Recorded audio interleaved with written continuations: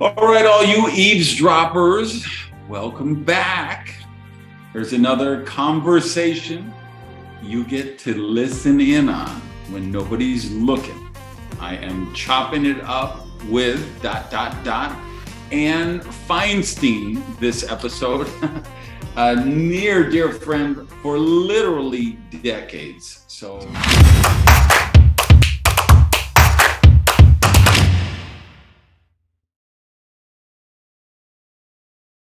Well, Randy, thanks very much. It's just always been a joy to get together with you and to, exchange ideas, perspectives, and I'm really looking forward to this.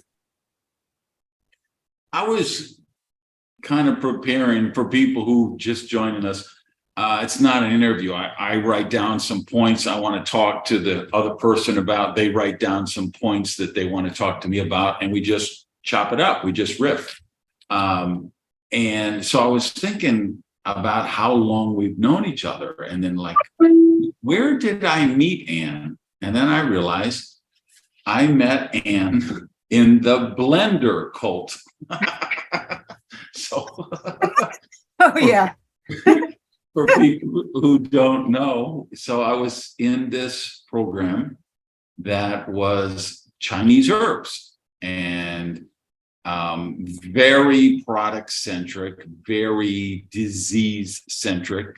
That's where I learned all my jokes that I make about organ recitals, because I would go to these meetings and everybody be talking about, well, my liver used to have problems, and then I took these products, and my stomach used to have my spleen used to, my heart had and it was like an organ recital. Okay, careful. I still have some friends there. Listen, I do too. But it was at that, how it was in those days. And I remember there was an upline above me, way up there, who was somewhere in the Pacific Northwest, a woman. And her whole recruiting thing was she would go out to eat 3 times a day, and she would take a blender with her. And then she found a blender which was battery operated. And I don't mean a little stir thing, I mean a big blender. And she would take it, she'd go to the restaurant, and she'd always go with friends, and they would order food, and then she would order nothing, or a cup of water or tea, no water, because she had her herbal tea, and then she would put stuff in this blender and run it at the table. And so of course everybody in all the surrounding tables were like, excuse me, what is that? What are you doing? What are you drinking? What are you? And that was how she recruited. And I remember she came to town, and I got invited to one of these get-togethers with her at the restaurant. And she orders a glass of water. And so the waitress is looking cross-eyed at her to begin with. She pulls out the blender and starts dumping stuff in there and whirring it up. And I realized I'm in a blender cult. These people are crazy. And that's where we met. That was, how many years ago was that? A long time. But I have to tell you that culture spread out into other parts of our lives too. Okay. I never forget David's 50th birthday party. One of his partners, who's a very straight-laced lawyer, okay, a professional entertainment lawyer, comes out, and he's, he has short hair and he's very conservatively dressed all the time, but he walked out wearing cowboy boots like David, a colorful jacket like David. He had a wig on like David. He walks out and he starts talking to the audience, and he says, let me tell you how David Feinstein has impacted my life. And that he whips out a packet of one of those products. He pours it into a glass of water, and he takes out the little mini mixer and he starts stirring it. Okay, to which point the entire audience goes absolutely berserk, crazy, hysterical. So when you just reminded me of how that transcends. What we do transcends.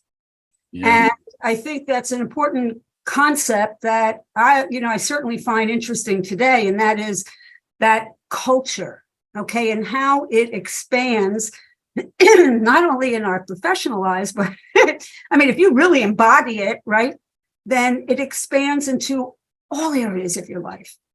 Like how do you, work your day? What do you think about during the day? What actions do you take during the day? How do you prepare yourself for the day? How do you work with your team? All those things are part of a culture. Like you said, the blender culture, it's an obvious thing, but we have so many things that transcend, and I have a list of what I call, Randy, for cultural things, non-negotiables. Okay. My husband and I have been married over 40 years. Obviously, we have a few non-negotiables that, we talked about right from the upfront. Okay. And, the same thing goes for my professional life and what I'm looking for, because I know what gives me passion, what makes me feel at peace, what gives me that sense that this is the right place, and what I'm doing is the right thing. And so, do you mind if I share a few of those non-negotiables? I want to hear it. Okay, because first of all, I always talk about integrity. There has to be a level of integrity and it has to be visible. You have to feel it.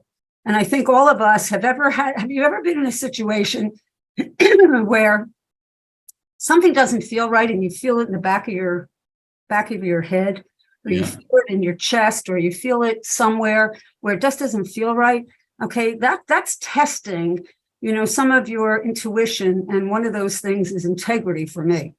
So I have to feel that. And I have to know that, that wherever I'm working and with whoever I'm doing a project with, corporate project or, team project, whatever it is, whoever I'm working with, I have to feel that sense of integrity. I have to feel as though I'd be proud, okay, to put this person in front of my circle of influence. I always felt that way about you. I love you to pieces. We've worked together for so many years because there's always been that sense of peace and integrity. Okay. And you certainly know that with the people you surround yourself with. Second, you and I have talked about this, and that is there has to be a real solution being offered, with real products, real technology, not just, I love your example, which I use all the time. And I know it cracks people up because they don't expect me to say this, but I've embodied it. Two guys sitting in a bar, and they say, hey, let's start a network marketing company. And then one guy says, yeah, let's bring in, this, that, and the other. No, I want to know that there's an integrity in the product concept. There's a technology there that is going to create something better for all of us. And that's always been really, really important to me. The third is, when you're looking at, not only the product side, but the business side. Okay. And that is, do you have a compensation plan that I can understand, that we can all understand, that makes sense in terms of a ladder of escalation, that, that rewards people for the right activities, that doesn't have any gotchas? I mean, there's nothing worse than working with a team and you put your reputation into it, and then all of a sudden there's a lot of stuff going on that you now have to, zig and zag over. Okay, that's a non-negotiable. I also believe that you have to see that there are certain systems in place. And I remember early on in my early career, I mean, I cannot believe that what I did in my earlier career coming out of corporate. So I always felt, we did projects and we were going to do it for ourselves. So I created everything for myself. Okay, because there didn't seem to be systems in place. And there has to be a recruiting system that offers the right tools, that gets people excited, that shows the passion, that shows the perspective, that gives people a sense of, how important this is, and that they have to take a serious look. They have to come to their own serious logical conclusion. And so there has to be a series of tools and a system that everyone is doing the same thing. Okay, so if I have a team over, whether it's in the US or other parts of the world, they're going to get the same thing. It's going to be in their language with their cultural differences, which are acceptable, but they're going to be all together. And then I want to get into, a training and tool system, which is just as important. so that once a person is on board, and they've enrolled, that's where the work starts. Okay, that's where the real work starts. And what you've laid out in Duplication Nation and the MLM confidential newsletter is giving a lot of people a little step back and say, hey, we're looking at what should be there and what's missing. Okay, and if people aren't looking at that from that standpoint, then they're missing out, because you laid out a roadmap that is, and you continue to lay and add to that roadmap so that we have a chance to look at what we're doing, or what we're doing for whether it's our own teams or our corporate projects and corporate clients that we're taking on, and saying, look, this is what's necessary to create a true recruiting system and a true marketing system and a true training system that is going to live a long time.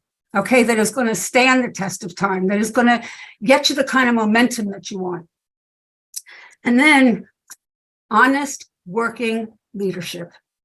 Okay, I want to know that I'm locking arms, okay, with leadership. Okay, and I know that was important to you too. We locked arms many times with leaders and corporate people, okay, because we knew that this was the way to go. I remember one referencing that first company. I was traveling with the owners of the company, and one of them said to me, all of my corporate people. I mean, you know them better than I do. And I thought, they're part of my team. Why wouldn't I know them? I know their names. I know where they live. I've probably broken bread with them. Okay, because when I'm not in a place, they're helping me, right? Yeah. And then just the last thing I want to mention is, and I've learned this too very, very clearly over the last couple of years, and that is how important, and this is the thing I want to ask you about too, is how important is corporate communications for giving people a sense that they have been in the right place at the right time? Because if we have that corporate communications going on with the field, and then we have corporate communications going on that we can share with incredible marketing materials, that's going to set the stage for anybody that's looking at joining a company. What kind of corporate communications? And I have to give you a real life example, if you don't mind. I was looking at Facebook is drowning all of us with new products and stuff. And somehow I got connected with a company out in California. And there's these two plastic surgeons that have now created a pretty impressive cosmetic line.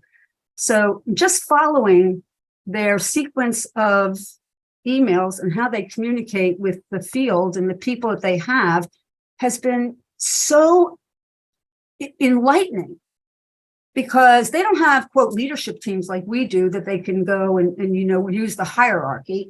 They have created, and they've probably brought on board the most incredible marketing people who have created not only a pre-launch set of emails that got people's attention, a set of emails that went out and communications that talked about the launch, and then what they have done after the launch.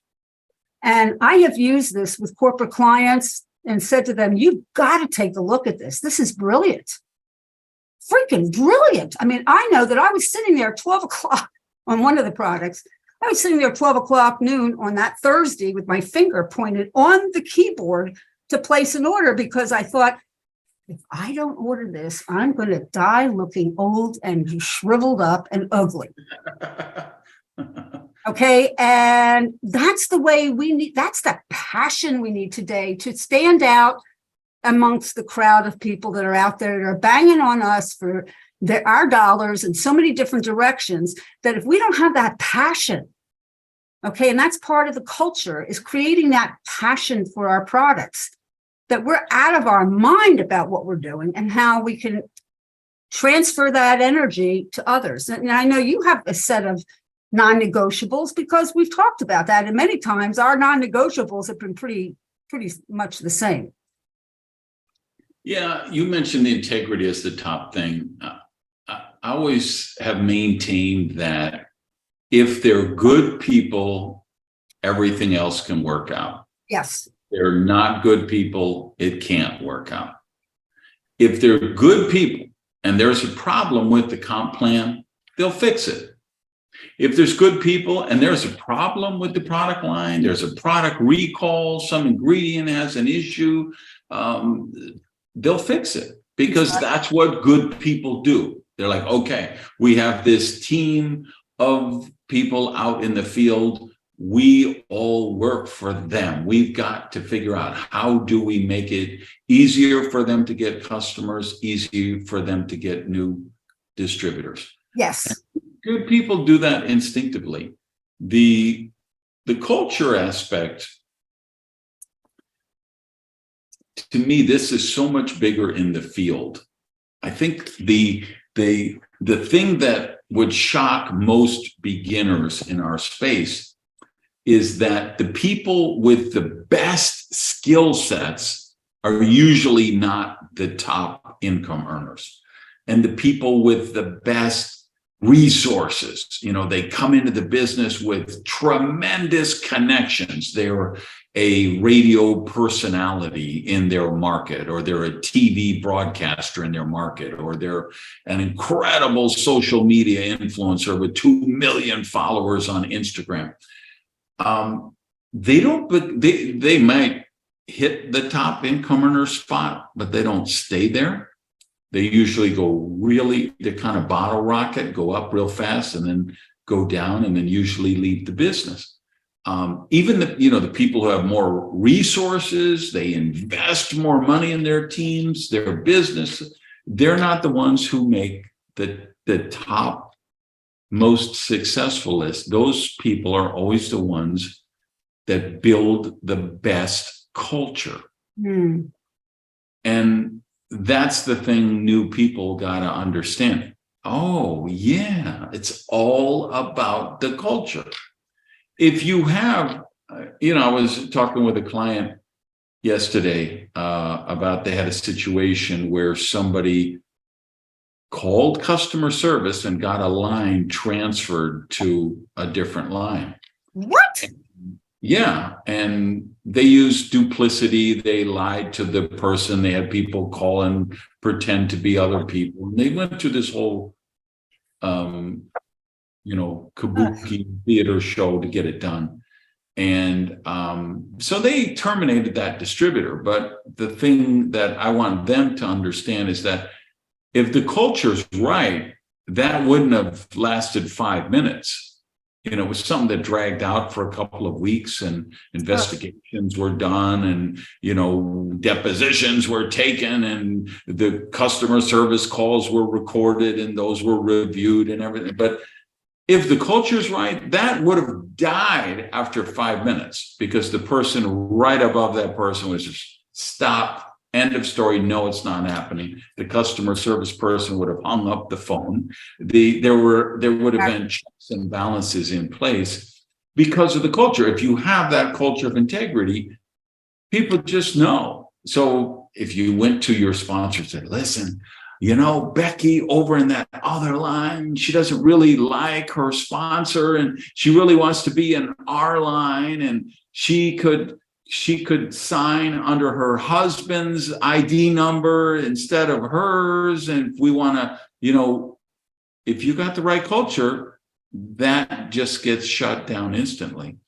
And the crazy income testimonials, the crazy miracle cure product testimonials, those are all the result of good or poor culture, is how those things play out.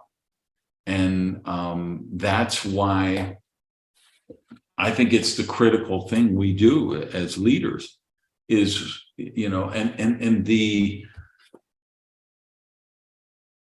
that's the hard part for people like you and me when we work together and we go in and work with companies, when they're existing companies, particularly some of these legacy companies, because some of them have very toxic culture that's in place, that has been in place for years and years.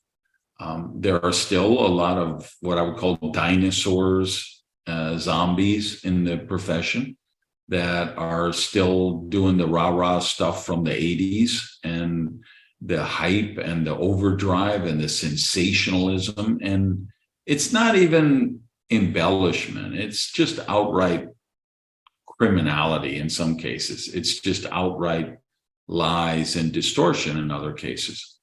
And people, like, one of the things, because you're a subscriber, MLM Confidential, every month we have this section called The Dish, which is what's going on in the space. And that's the section where we name names, where we say, hey, here's a Ponzi scheme.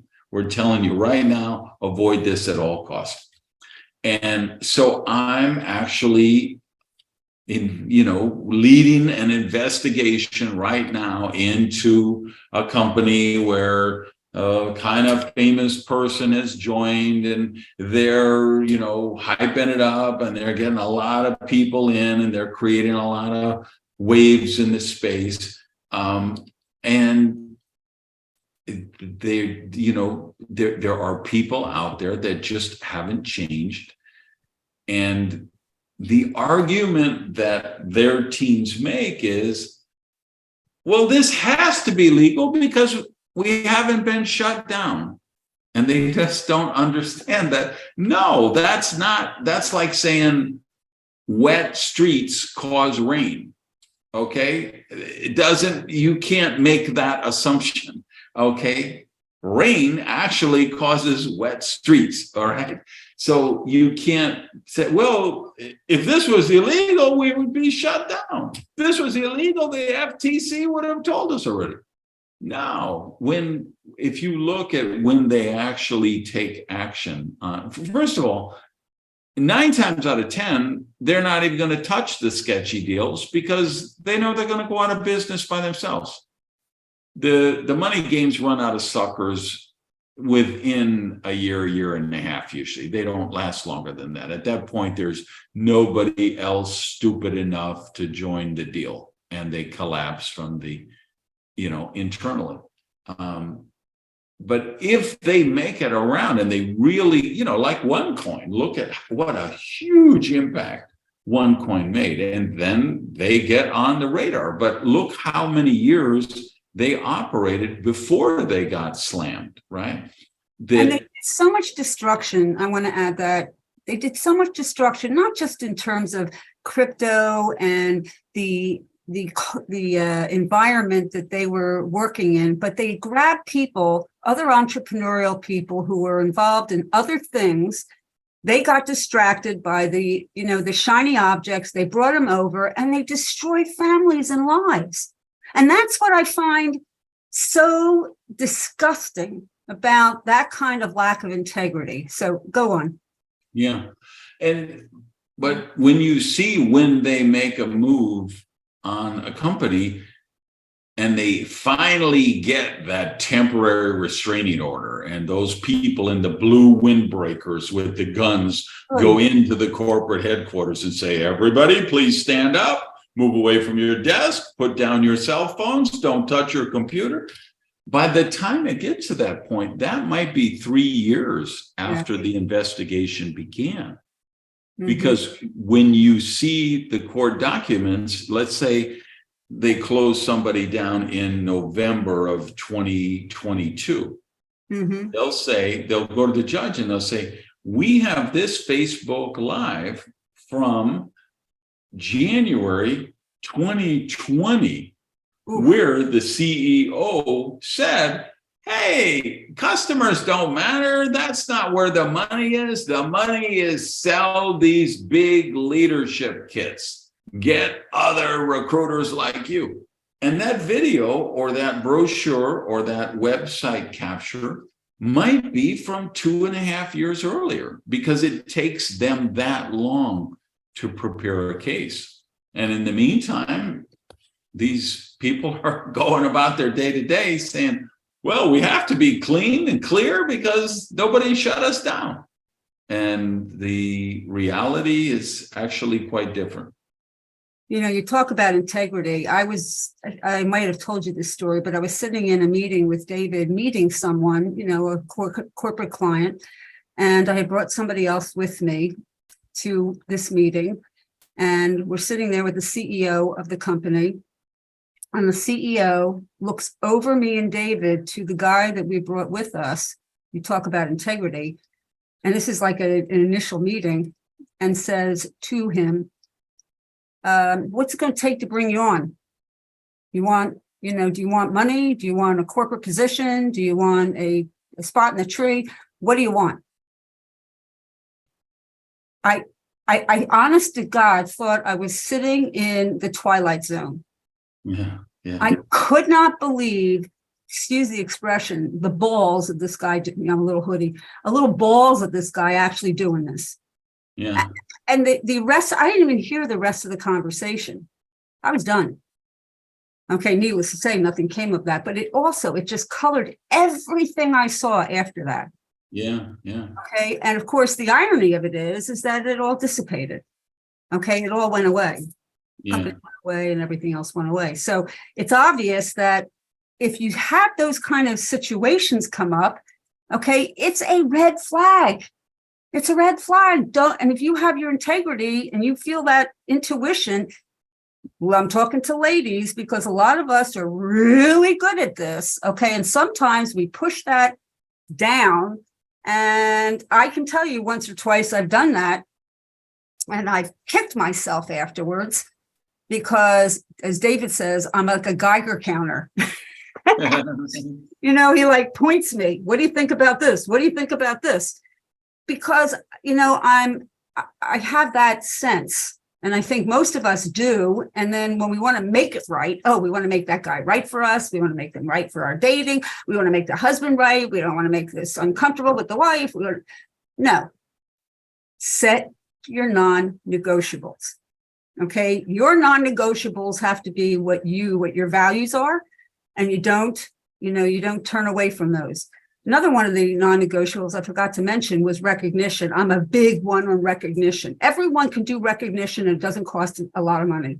Just recognition of people and they've gone through different levels. Recognition of somebody who's given it their all-out try and they've done something amazing. Recognition for someone who wrote something. A lot of times, I know you're not going to believe this, but when you come back to me and you say, hey, you did a good job on that, that's like makes me feel like, a top of the world.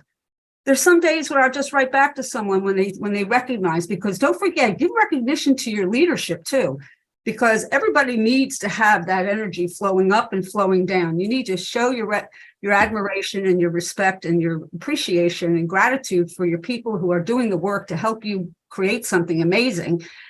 At the same time, corporate recognition, okay, I mean, you and I were in a company, the recognition was off the freaking charts. I mean, literally off the freaking charts. My the last experience that we had there was something, it'll be a trip of a lifetime. Just to set the stage, guys, when we get to an airport, we have invited our little Yorkie to go with us because we're going to go to France. We've never been to France with the dog before, and we're kind of like in that space of our lives right now. And so the guy who's setting up the whole event, basically treated her like a VIP. He'd call me every day and tell me, okay, Mimi just got accepted to be at the black tie. Mimi just got accepted to come to the corporate gala. Mimi just got accepted. And every time he called, Mimi got another outfit to wear because, Mimi had to be dressed properly.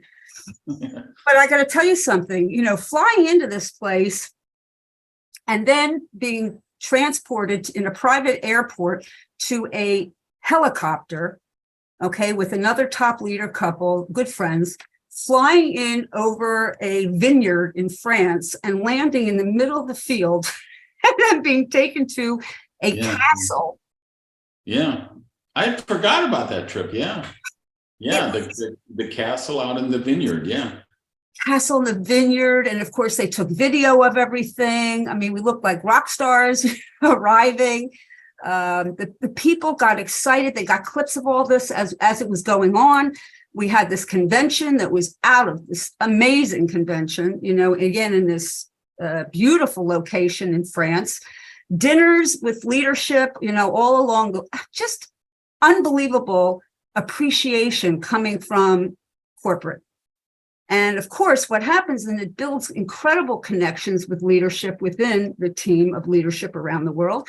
And it builds incredible appreciation and leadership and friendship and this unbelievable connection with all the corporate executives, because it's important to see the team, the whole team, and how the team is treated. People love to see this. They still talk about these things, as something that was so memorable in their lives. So, all these pieces of what I call non-negotiables fall into place to give people a sense of what is most important to you.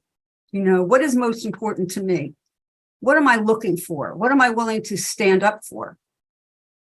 And I know that you, for instance, have a very important way of doing your day. Okay, I have an important way of conducting my day, which leads into my progress, and leads into how I look at what I'm doing in my professional life, how I'm working on projects, how I'm working and dealing with people. Can you talk a little bit about, I know you have a schedule in the morning, and I'm totally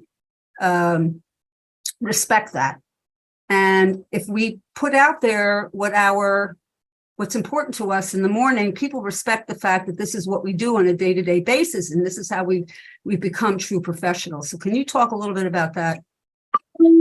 Yeah, for me, it's routines. Routines are the pathway to freedom, which is, same way you say discipline creates freedom. Self-discipline creates freedom, which sounds paradoxical to a lot of people. They're like, I don't want any self-discipline. I just want to wake up whenever I want to do whatever I want, whenever I want. I want to rock and roll all night and party every day with Paul Stanley and Kiss. And people who do that are miserable. They're just miserable because there is no freedom, because you don't really achieve the things that matter, the things that really give you freedom, which is a position and wealth and a platform and able to do that stuff. So for me, self-discipline is my guiding force. I'm maniacal about it. It's things like decisions, right? I have an egg white after I do my workout, my strength training workout. I have an egg white omelet, which has peppers and onions in it. I have a bagel, half of a bagel with peanut butter, so I have more protein. I have that every day of my life virtually, because that's what I do after the workout. And people say, well, that's so boring. You have no creativity. But actually that's where my freedom comes from, because I made a decision once that saved me from making 10,000 other decisions, which is thank you for saying that. Yeah, because otherwise there's the next 10,000 days of my life. I have to say, okay, what do I going to eat after the workout? How do I make sure I get enough calories, enough protein, enough complex carbohydrates to, metabolize the way I want to after this workout? So I make that decision once, and it saves me from 10,000 decisions. That makes me healthy. That gets me in shape. That allows me to build muscle mass. That means it burns fat. So I'm in healthier shape. So then when I'm out with Ann and David and we're in a castle in France, I can say, give me a slice of key lime pie with crisp, whipped cream on top, and give me whatever. Give me a pizza when we were in Italy, and give me a whatever. I've had pasta Roma in Rome, and chicken Kiev in Kiev, and Swedish fish in Sweden, and and I can do that because my self-discipline of what I eat after a workout, my self-discipline of what I have before the workout, gives me the freedom that, hey, I never call them cheat days. I call them treat days. Sure. Because I'm not cheating anything. I'm just treating myself. And that actually helps my muscle building stuff. They found there are a lot of studies that support that. You take one, follow The Rock on Instagram and look what he does on he calls them cheat days, but I mean, he literally will eat 18 pancakes and 6 waffles and, just 5 pizzas and whatever he has his day. But that shocks the metabolism of the body and it gets the fat burning going. And then and Tim Ferriss does a similar kind of protocol. If you read his book, The 4-Hour Body, he's got a similar philosophy. But that comes from discipline. For me, it's all about routines. So my number one routine is this item right here. Oh, yeah. Listen, Oh, yeah. My Yes. cell phone is never in my bedroom. So I would never go to sleep with my phone. I would never wake up to my phone. So I wake up when I finish sleeping. That's really important to me because I know that, and a lot of research for that. Do you know that for people, the less you sleep, the more you eat and the more you crave sugary, sweet foods? Very unhealthy. I was just looking at a study on that yesterday. And I was talking with Jonak about it. We were debating like, hey, how is that our body trying to stay alert because we're so groggy because we didn't get enough sleep? You think, let me go get that Krispy Kreme donut because that'll give me energy, right? There's maybe a subconscious, that's what's happening.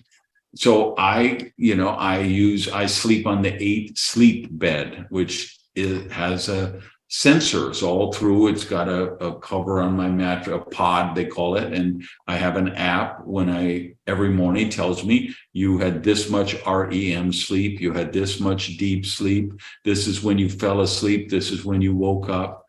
I'm not convinced yet of the data. It isn't always accurate. So you send in, no, I actually woke up at this time, or no, I went to bed at this time, and it's supposed to autocorrect with some artificial intelligence. It's not there yet. So, and I'm not, they're a big advertiser on podcasts. They have a lot of people who have, support them on. I don't get paid for that. Because I have friends who used it, recommended, I've got it, and I'm trying it. But that's part of my thing is, hey, I need to have good sleep. I wake up when I finish sleeping. I don't, wake up with what came in on the CNN breaking news alert, and I don't come in with who's virtue signaling on Twitter. I get up, I get my bottle of water, I get on my shorts, and I go down to the gym with my phone, which is set to a podcast, and I do cardio. I do at least 20 minutes of cardio, listening to something enlightening, a good podcast. And then I come up, and then I have my shake, my protein shake, and the nutrients that I want. Now that my body's in ketosis while I was working out, now I'm getting the protein I need to give me energy to mid-morning or midday, and then I'm going to do my strength training, and then I'm going to do my my egg white omelet, my the decision that I made every day. I'm going to do self-development after the cardio. Then I'm going to look at the emails. Then I'm going to look at what do I have on the agenda that I want to start with today. I like to do all my writing in the morning. Mm-hmm. My mind is much more creative then. I haven't been too distracted. I'm going to burn out. I've now, I left all social media except Twitter. I came back on Twitter. And then I put on some other ones because I launched this newsletter with Jaime, MLM Confidential, and I wanted my tribe to know. So I went back on social, but I'm going to go off it again, like right away. I've just, and I just see, my God, I add so much productivity to my day when Twitter, Hootsuite, Facebook, everything is shut off. I don't get those alerts. I don't keep those apps on my phone. I keep them on the laptop. But even now, again, I'm just going to leave them again. So that the whole routine thing is big for me, and particularly the self-development part of it, the podcast. And I'm a reader. I read books. So I love to read books in the morning. This time of year, it's just paradise here in Florida. I just take it out on the balcony. sit out there. I got my herbal tea, which I made, and I sit out there and read, do my self-development stuff. And that just fuels my creativity. And I start thinking of podcasts I want to do and blogs I want to write, and how, something I send to this leader or something I send to that leader, stuff that, and so routine is everything with me.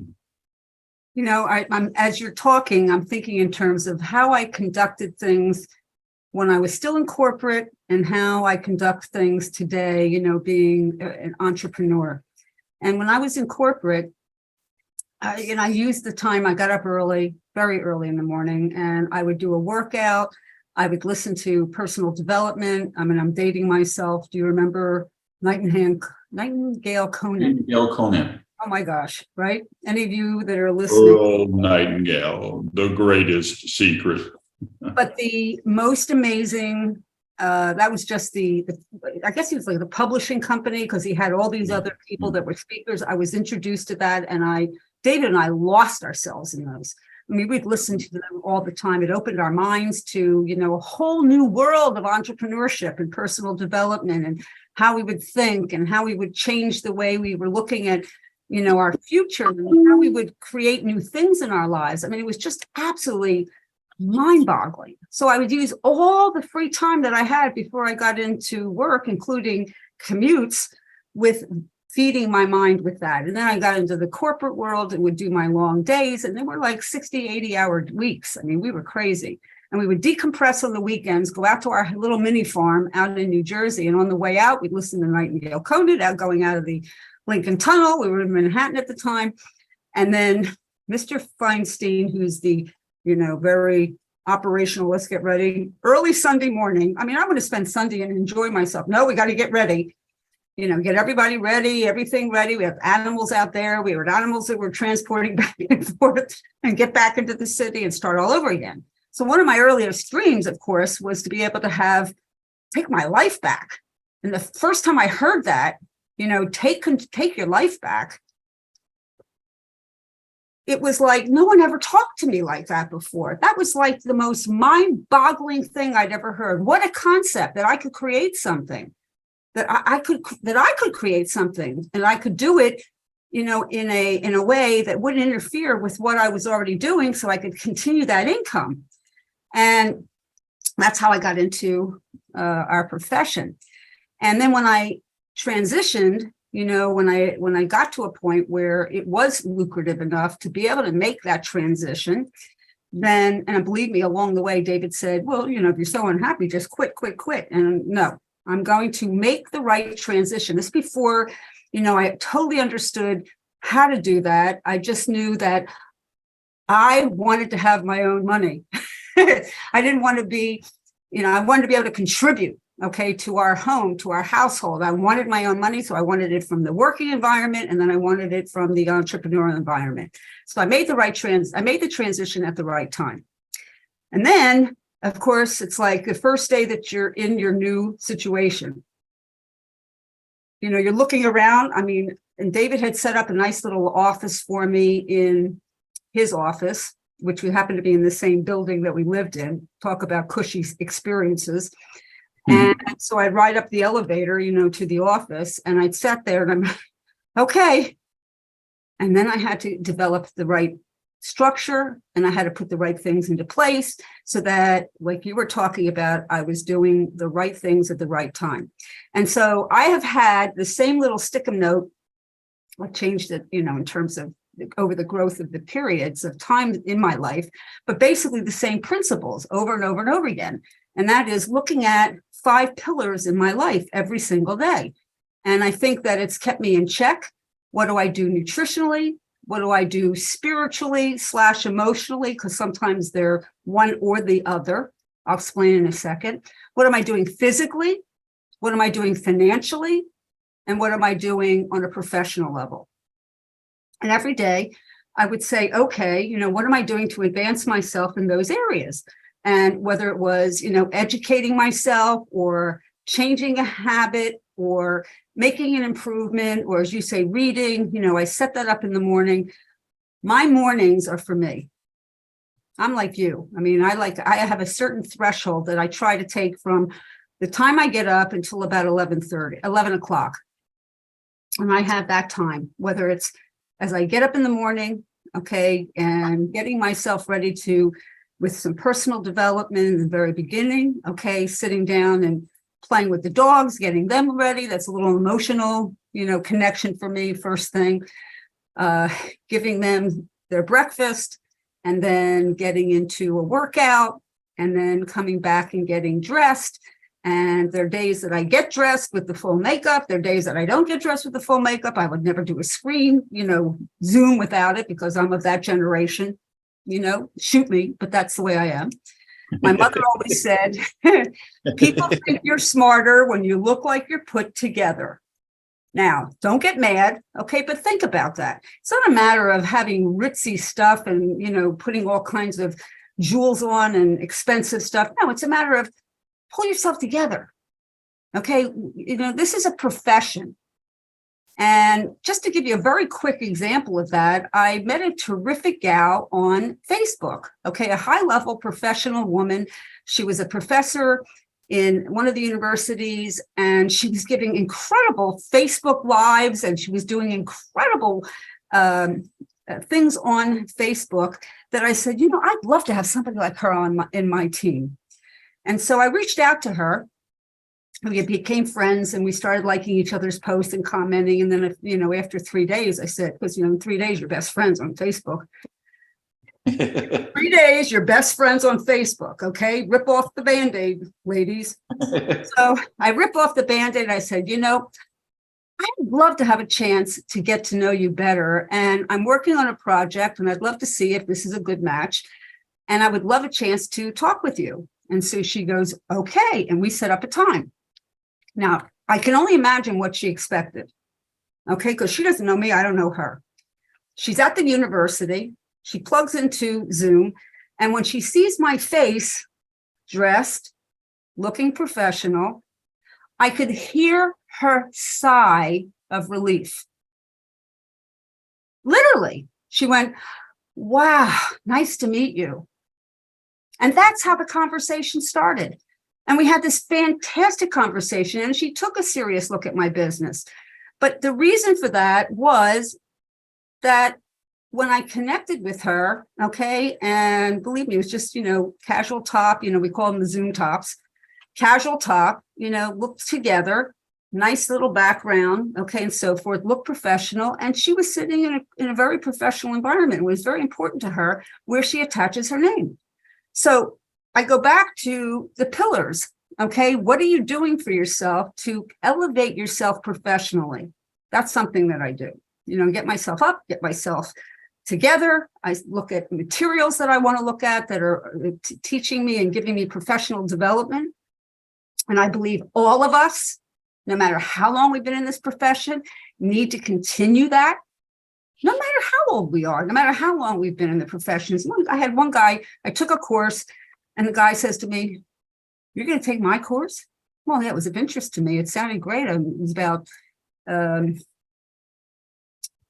taking a course on, I just lost my train of thought. But anyhow, it's a very important, big overall principle that he was teaching. And I said, yeah, because I want to learn, I want to enhance that skill set.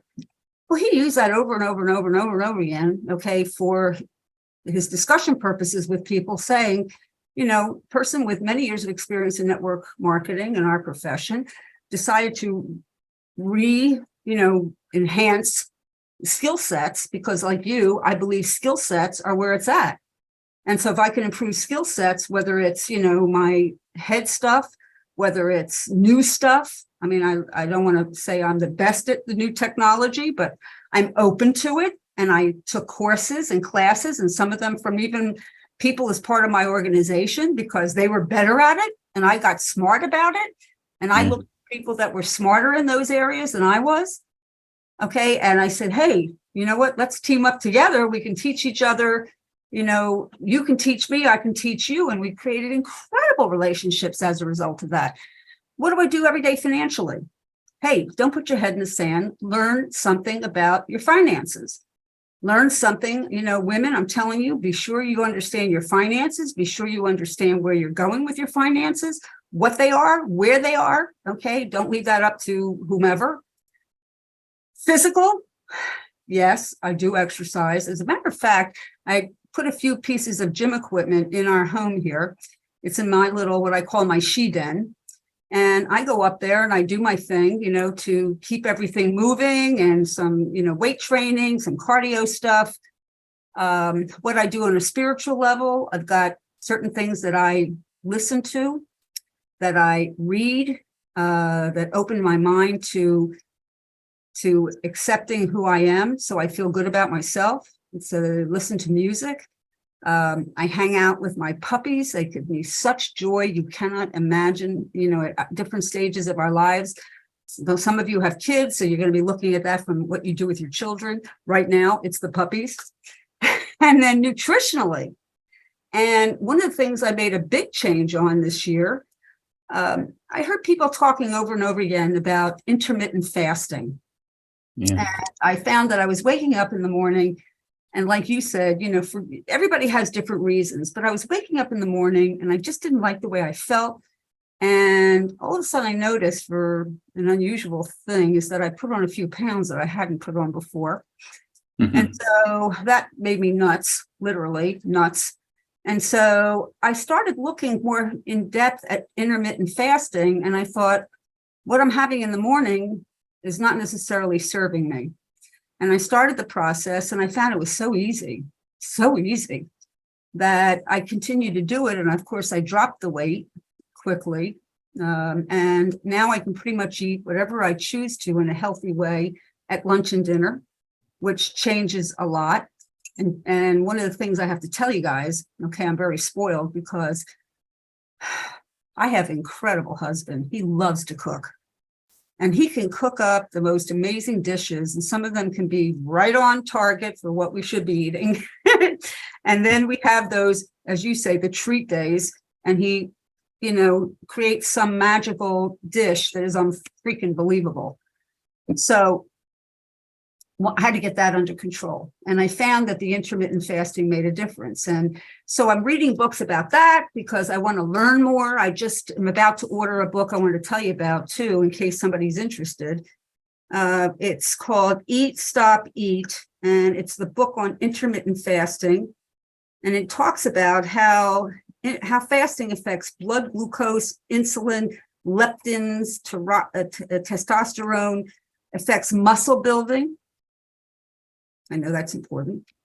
And even though it was written originally back in 2006, they have updates, that are provided to bring it into the current place. So this is one of the books that I'm ordering today.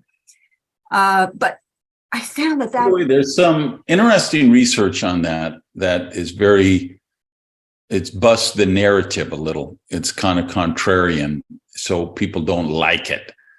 But Dr. Peter Attia has a podcast that's well worth listening to, really sharp guy.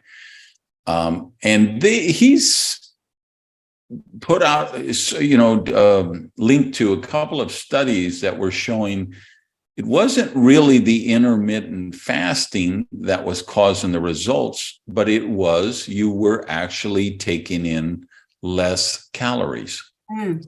Because the idea is you say, okay, I'm fasting for 12 hours, and everybody does it different. So there's lots of modalities, but some are like, I'm fasting for 12 hours or 16 hours a day. And then for 4 hours a day, I can eat anything. I can eat 27 pizzas and Juby gels and licorice and ice cream and whatever. And there's a school of thought with that. And they're actually losing weight. They're fasting for 16 hours. They're eating nothing but garbage and shit for 4 hours, and they still lost weight. But what the studies were showing is that's because there's only so much food you can eat in that finite time window. And they actually are eating less calories than they would if they were eating 3 or 4 meals and snacking 6 times a day like the average person is doing today. And then there's people in the middle that are just, okay, I fast from 8 p.m. to 8 a.m. or whatever the case. But there is some contrarian studies now saying that it's not the fasting itself, but the fasting works. So in other words, it's not saying intermittent fasting doesn't work. It's saying it does work, but they believe it works because you actually have a smaller window that you're eating food and you're consuming less calories. What I found for me is that, the discipline, anything that you do new is going to take discipline. So the first couple of days, I wanted to kill someone.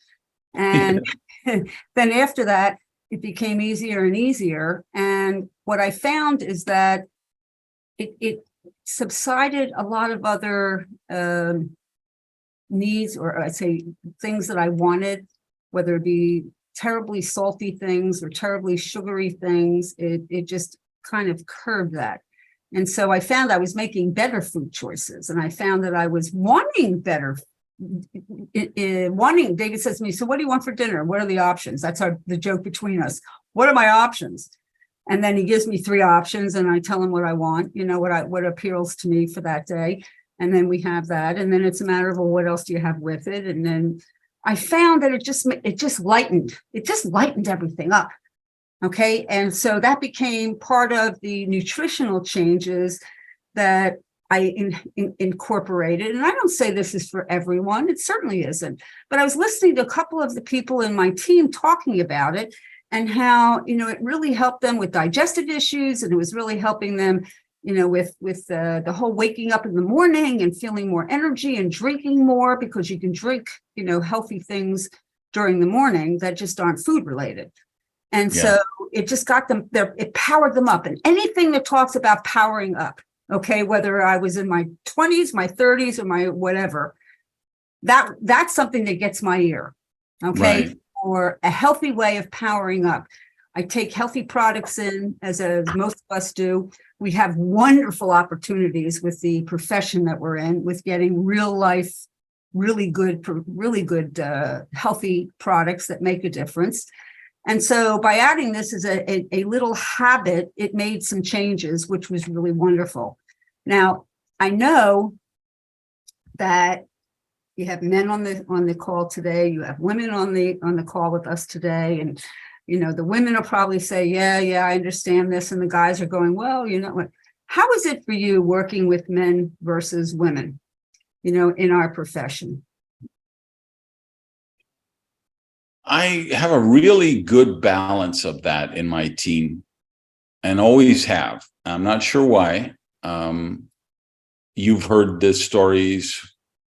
You heard that I did the show with Flacco. I did another one with Bricia Licari, which you wouldn't have seen yet because it hasn't been posted at the time we're recording this. But network marketing was so sexist in the early days. But I never bought into that for whatever reason. I've always had a really good balanced team, and I've always had some dynamic, powerful women leaders in my teams, always. Somehow I have attracted that. I do see a difference in the sexes in the sense of like the recruiting pitch and what motivates them. Guys seem more geared to freedom. They want to fire their boss. They want to be able to buy 7 Lambos. They want to be able to go anywhere they want, whenever they want. They want the freedom of the income. And the women in my team seem to be more about the security. Yes, they love that same income, that same residual, but they see it as security. I'm going to pay off our house. We're going to get debt free. We're going to set aside money for the future. We're going to start investing, growing our wealth. We're going to put our money to work. We're going to make sure our kids never have to worry about money. We're going to make sure our grandkids never have to worry about money. So that's my gut take, is the women seem to be more toward the security, the men more toward the freedom. But that actually reminds me of something I had on my list that I wanted to talk to you about, which is your relationship with David and how you do the business, because you guys are the exact opposite of the old Amway misogynistic model of the 70s, because you're the one who's always on stage. You're the one who's leading the trainings. David is more doing the administrative stuff. Can you talk about that a little, how that works for you guys? Yeah, it kind of started with our first discussion about, non-negotiables. Because when I first said to him, I was a young gal, we're getting married. And, I was married before. I don't know, some of you don't know that, but yes, I was married for a half a minute before. And to a lovely guy, lovely guy. We were, struggling, living in Manhattan. And, after we got divorced, I turned to David when we were looking about getting married. And I said, look, I have one thing that's absolutely 100%. And that is, I am not going to iron your shirts on the weekend. And he looked at me and he went, what? I'm going to earn my own income. Can you imagine me saying this?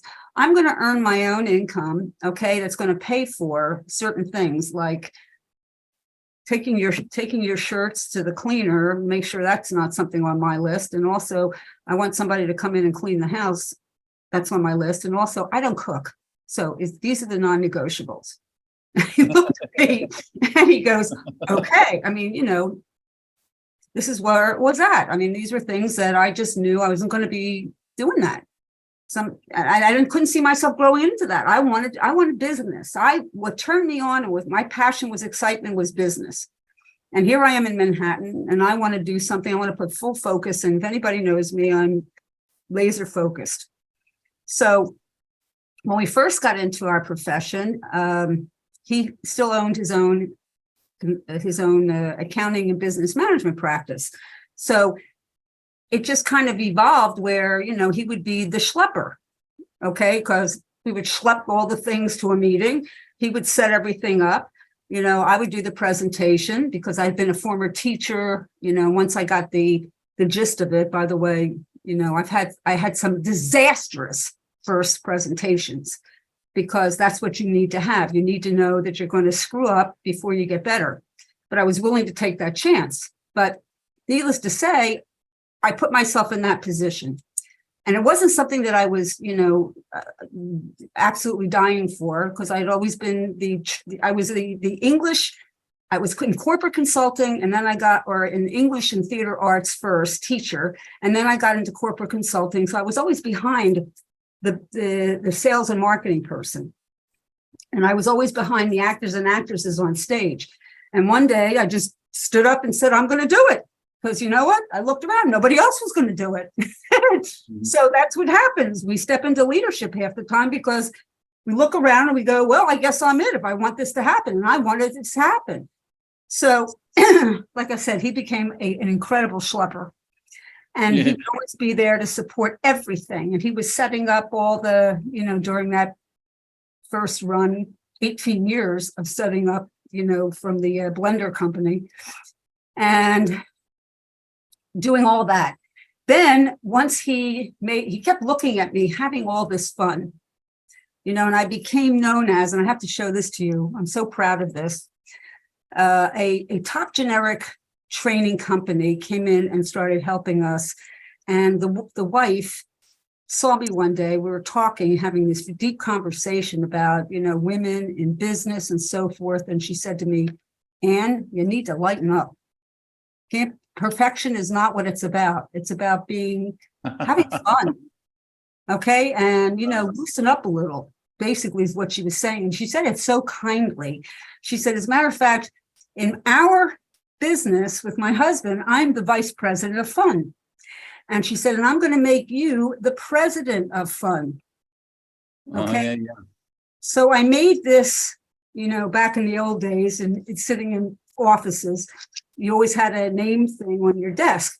So, I said, hey, if I put this on my desk at home in my office, and it reminds me every day, Ann R. Feinstein, president of fun. everything changed when I decided to become president of fun.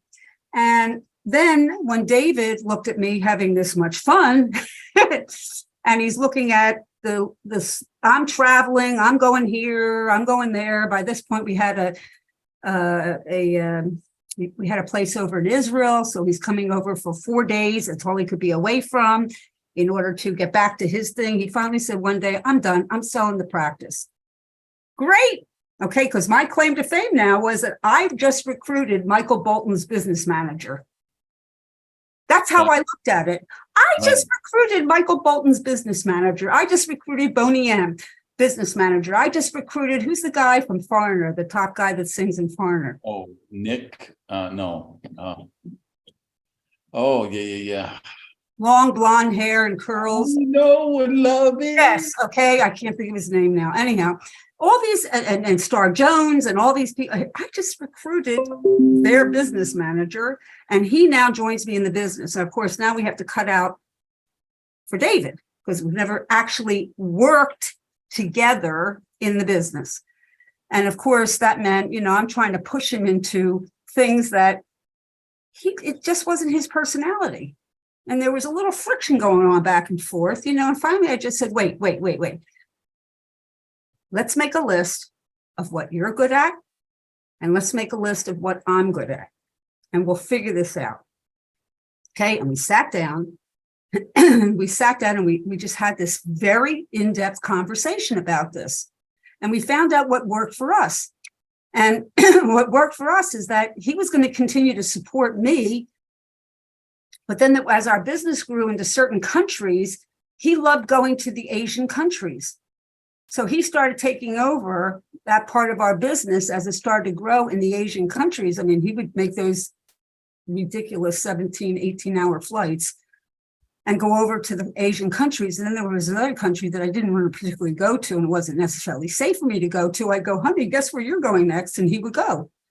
Okay. And he loved it. I mean, you name countries. I don't want to name any countries. I don't want to upset anyone, but we name countries that would blow your mind that we went to and built organizations in. And so that's how we kind of worked it, with that kind of international part of the business. And then as time went on, and of course, things change and so forth. He's taken over, and I say, he runs our entire life outside of the activities of the business, the actual activities of the business, and working with the team. And I'm so appreciative of that. Is the simplest thing is this morning he went shopping. He's got a whole plan now for all the meals for the rest of the week. He takes care of all of that, all the cooking. He loves it. He loves it. I mean, and every time he cooks, I say how much I appreciate and I love him for it. That's recognition. Yeah. And it's respect. Okay. And he takes care of all the financial, things that filling out a form even makes me nuts. So I will get something and I'll say, hey, honey, do you mind filling this out? And he'll fill it out. So he takes care of all, it's like I'm aware of those things. I'm not blind to those things, but he takes care of those things because as a former accountant and business manager, those were things that he's most comfortable with. Yeah. And I'm telling you, he has an office downstairs in the house. we interface by text. So I'm upstairs, okay, in my little my empire up here. And then we ask each other, so what's on your agenda for today? And I tell him what's on my agenda, what's on his agenda, and then as life changes, Randy, in different ways, you just have a greater appreciation for the most amazing and sometimes the most mundane things. He made a lunch yesterday afternoon, a shrimp stir fry that I think I had an orgasm over. It was so delicious.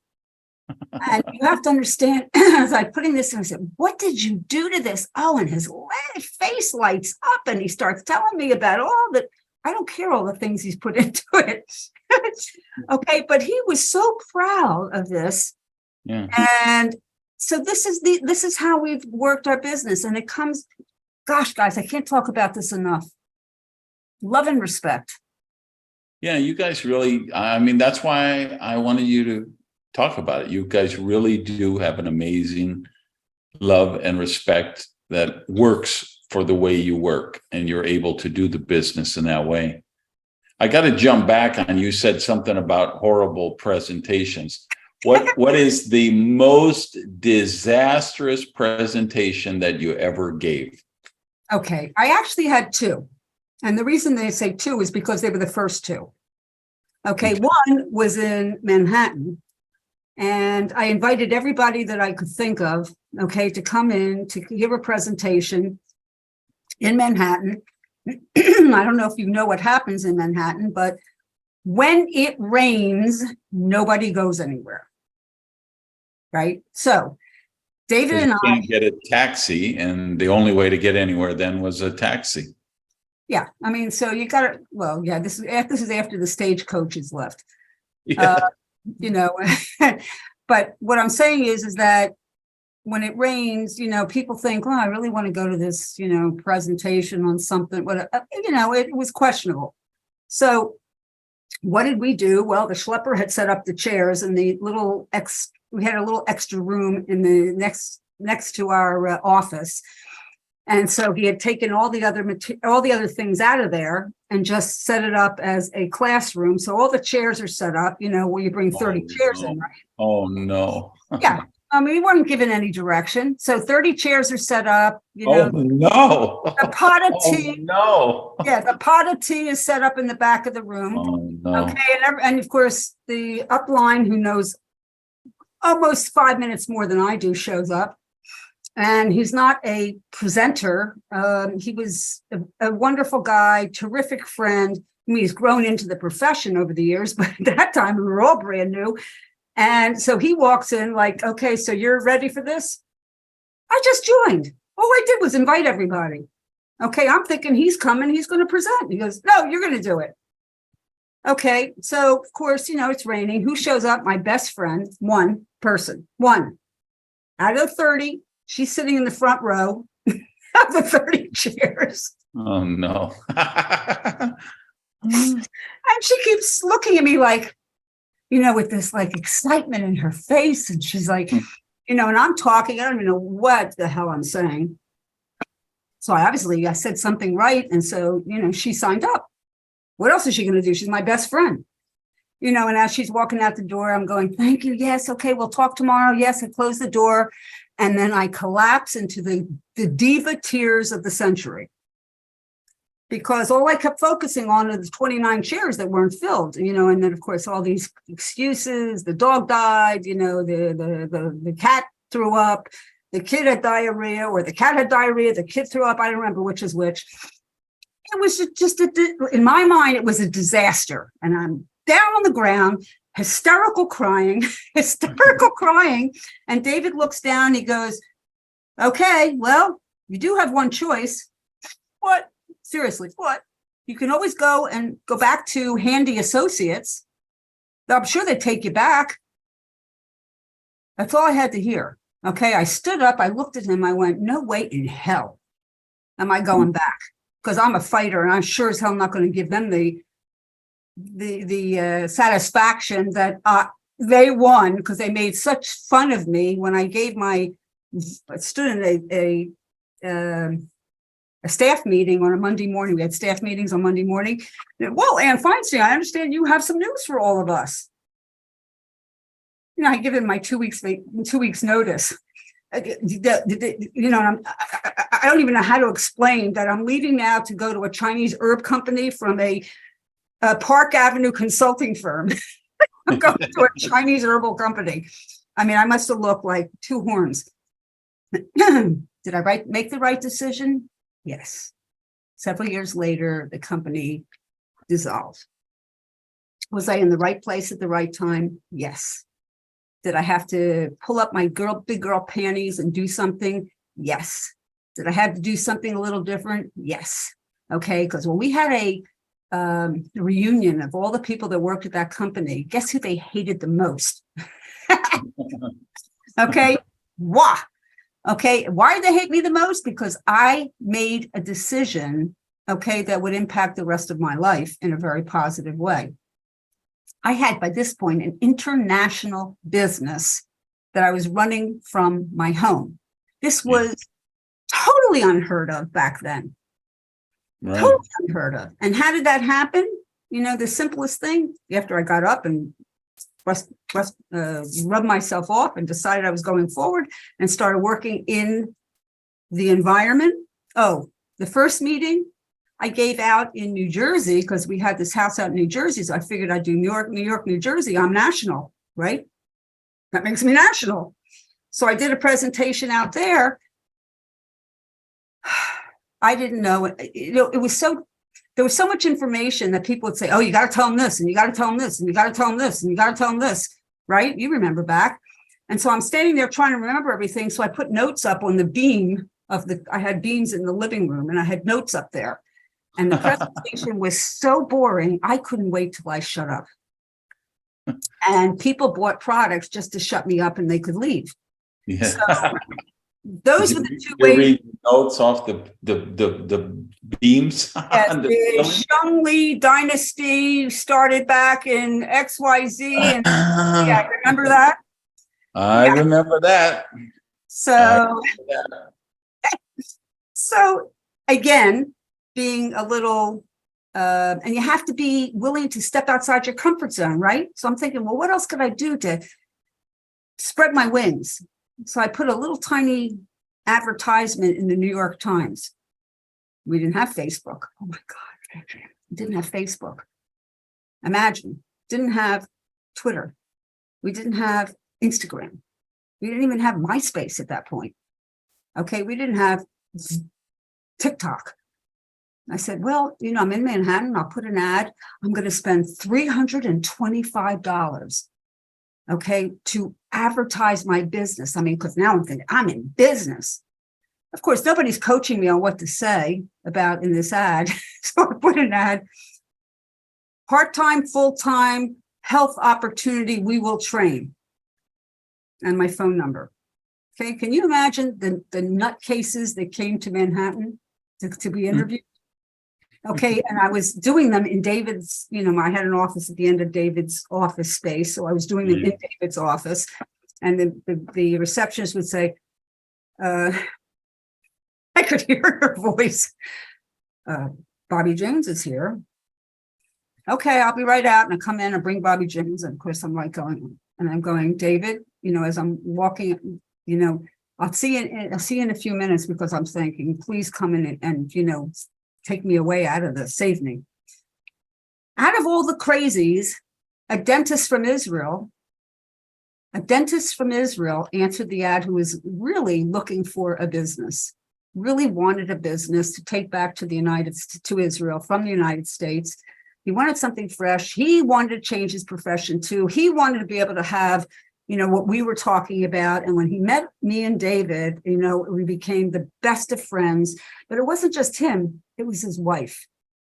And I'm telling you this because some years later, I've watched the kids grow up. I've been friends with them all these years. His wife just passed away. And I really want to do a moment for her, because they changed and I don't want to get emotional. She recently passed away. And when she did, I realized over and over and over again how much our lives had changed as a result of that one connection. Yeah. And that one time willingness, okay, to step outside the comfort zone, not only in terms of meeting him, I was a nervous wreck meeting him. And I said, David, you do the meeting because, you know, you're a business guy and he's a business guy. And all of a sudden I realized in the meeting that I could probably explain it a little better than David. And I did. And then as we started to build this business, they had a war over in Israel. This is back in the late 80s, early 90s. But I had developed these relationships with these people, incredible relationships with these people, because, you know, I felt this connection to them. And we kept corresponding through mail, actual mail, you know, where it comes in a mailbox, because we didn't have any other way of communicating. And they're sending me pictures of them sitting in their safe zones, safe rooms, in their basements, in their safe rooms with their face masks on and holding up our products. And every time I got that, every time an explosion went off, we had $1,500 to $2,000 phone bills a month, guys. Okay, to stay in touch, to make sure everything was okay. When the war was over, I decided that I needed to get over there right away. They were waiting for me. I went to tell my mother. Okay, my mother said, "So what are you doing?" I said, "Well, next week I'm going to Israel." And I see this, I feel this in this pause in the conversation. Didn't they just have a war there? I said, "Mom, remember when you're so passionate and you're so focused?" And I said to her, "It's over last week. I got to get over there." That connection opened unbelievable doors, not only for me, but also for you. If you realize, and I know you know the story of who knows everybody, who knows everybody, who knows everybody, and how these connections started back in Israel from that one place, that one situation. That one little classified ad in the New York Times. It impacted my life. It's impacted your life. It's impacted so many lives around the world, okay? Because I was willing to make that step outside the comfort zone. And I say this to people all the time. What are you doing today, okay, to make a difference in your life, in those pillars that I talk about, nutritionally, spiritually, emotionally, physically, financially, professionally, that can change everything. And you may not even realize it in that moment. Okay, but this is what we have. We have what we can do, what we can change, and the actions that we take, okay, impact everything. And I know that you have found how important that is in terms of personal and professional development. If you just chat a little bit about how that's impacted you, because your life was in one place at a time and you made significant changes. Yeah, for me, I would love the last mastermind event. The closing keynote was Orion Saleh, our mutual friend over in Norway. And he talked a lot about the distinction, which you don't hear a lot in our business, the distinction between personal development and professional development. And I'm huge on the professional development stuff because I feel like I've got the personal development down. If I do my 20 minutes on the treadmill, I'm doing the physical, and then I'm doing the mental by listening to the podcast, and then I'm reading afterwards. So it can be 30, 45, 60 minutes a day. So that really has me locked because I've been doing that literally for decades now. The professional development really accelerates that. So I'm always looking, how do I become a better writer? How do I become a better speaker? How do I think how do I organize my mind in better ways to think in superior thought processes, to organize a training, to organize a speech, to create a presentation? Companies hire me, and first thing I'm doing is, okay, let's look at how do your distributors bring in customers and other distributors? What's the presentation? And I've got to build that out. As you know, it's really important they have a standardized presentation to follow. So I'm looking at that. I'm studying psychology. I'm studying social media. I'm studying marketing. I'm studying copywriting.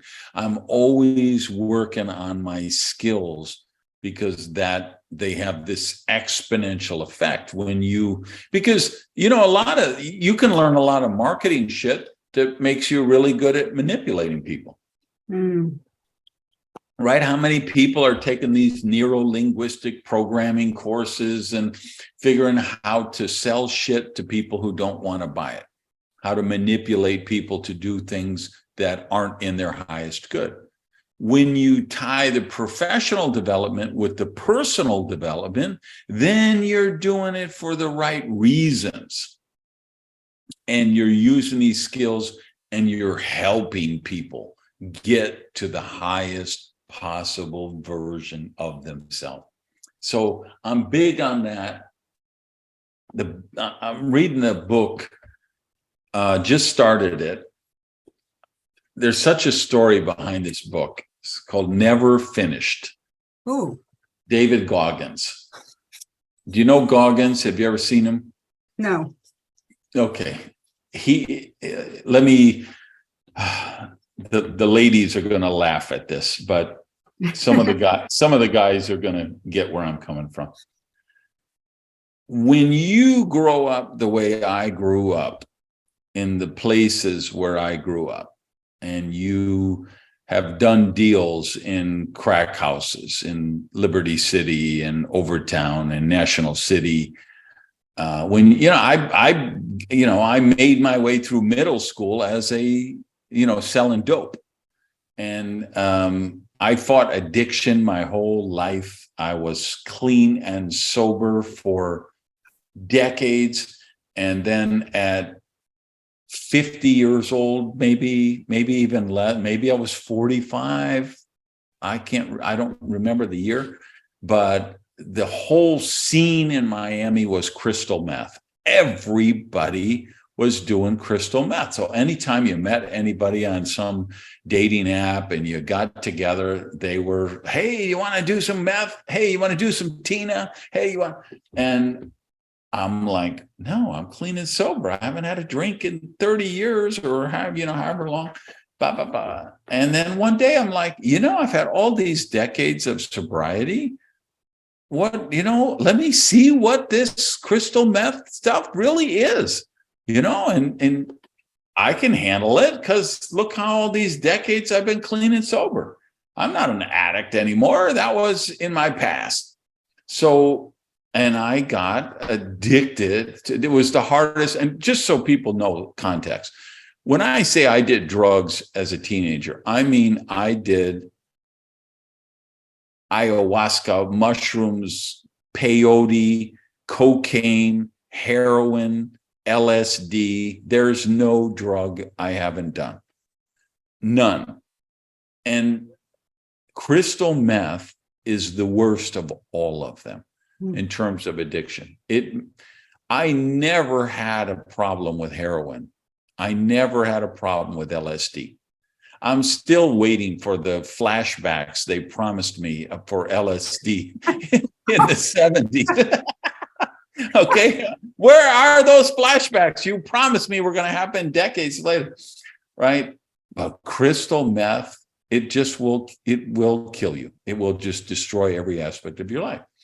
So there I was all of a sudden I'm doing deals like on CSI Miami, where you're meeting people and they're flashing their headlights, so that's them and it's you, and I'm going in crack houses to buy 8 balls of meth. That if you don't have situational awareness, you don't come out of there alive. You're dealing with some really sketchy, shady people. And, I'm a guy who was in jail for armed robbery at 15 years old, right? I'm a drug addict when I was a teenager. So you learn how to protect yourself. You learn how to take care of yourself. You learn situational awareness. So to this day, every time I go in a restaurant, I'm casing the joint. I'm checking it out. I'm looking where the exits are. Every time I'm in a party, I'm always looking at in the gym, who are the guys around me? Can I take that guy? If something happens, can I take that guy? I'm still have that street mindset that you need for survival on the street. And, I moved out of the house when I was 15 years old. So I was supporting myself on the street. So I've been in some really sketchy, I was shot in a robbery in the cocaine cowboy days of Miami. I've had, I've come to understand, I've come to appreciate how to take care of yourself, how to be on guard. So for a lot of, and I shouldn't even make it about women and men. I'm sure there's a lot of people listening say, oh my God, how can he live like that? It's just an instinct. And I know there's people watching. If you've been in the military, special forces, police department, they know exactly what I'm talking about. You just develop this awareness always of your surroundings and what is, where you need to shelter, where will you need to exit, how will you protect yourself. So the more, why I'm telling you all this is nobody scares me. I'm an old guy, but I still can go down to my gym. There'll be 7 guys working out, and I know I can take any one of those 7. Okay. I've trained in martial arts. I'm strong. I'm healthy. I'm smart. I can take on, I can take on almost anyone. But this motherfucker, he scares me. Wow. There's not many people. Jocko Willix is another one. He's a Navy SEAL, writes some great books. He's got a podcast. He's a frightening guy. You say, you listen, and I love his stuff. But you say, you don't want to fuck with Jocko. If you see this David Goggins he's all over YouTube. I mean, this guy so he does these ultra marathon runs for 5,000 miles or I don't know what, just crazy shit. And that's the guy I say, okay, I don't want to mess with Goggins. So I saw he had this book out, never finished. So I just got it. I just started. So I'm only, I don't know, 30 pages into it, 50, maybe I'm probably, actually I'm about 70 pages into it. But he's telling his origin story and I'm like, wow, I got a lot in common with this guy. But so like that's a book that I'm reading right now for part of my personal development that, so what do you want? What books, podcasts, what's anything you've come across lately? I'm actually, I have a varied interest level. I love biographies. I love personal and professional development. And I also love things that create that are awareness on health-related issues. Those are things that are important. So I've read, and I reread things too. I love to reread because the first time I read it, I don't always get everything. I must have read Robert Iger's book On the Ride of a Lifetime at least twice, if not 3 times. And it's all about his early rise to fame and how many, many, many years with Disney and all the changes that went on with Disney, which I find this fascinating, from looking at how corporate cultures evolve and how businesses expand and what he had to do personally in order to accept the new cultures coming in as they were expanding, into just the entire Disney story. It's brilliant. The original Walt days are so amazing. The Iger days are so amazing. What's going on right now is so amazing. He's back. Yeah. I mean, so there's a thing about, obviously he's a longevity guy. So I appreciate that, the longevity of staying with a mission and his whole mission and the lessons that he's learned is incredible. So The Ride of a Lifetime, Robert Iger. Before you go to your next book, let me see if I can make this work. Okay, so you see those 2 things on the wall above my monitor there. Yes. For you guys on the podcast, I have a big monitor that I work on, and I have above. So what they are is the one on the left is a handwritten diagram by Walt Disney. The Walt Disney Company, and it's basically all of his vision, cartoons and theme parks and everything. And it's got 1, 2, 3, 4, 5, 6, 7, 8, 9, like 11 different things, Disneyland, and all interspersed. And then the one on the right is a chart that I don't even know who did it. It might be Scott Gallagher did it. And I printed it out from a newsletter that I get. And it's the Disney flywheel today. Consumer products, interactive and gaming, Disney, the theme parks, Hulu, ESPN, because I'm building a media company, right? That's what I'm doing with Jaime Loquier, with DuplicationNation.com and the MLM Confidential newsletter.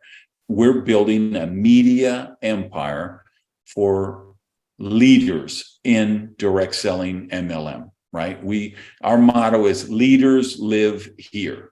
And we're going to create this incredible community from the website with the newsletter, with events, with podcasts.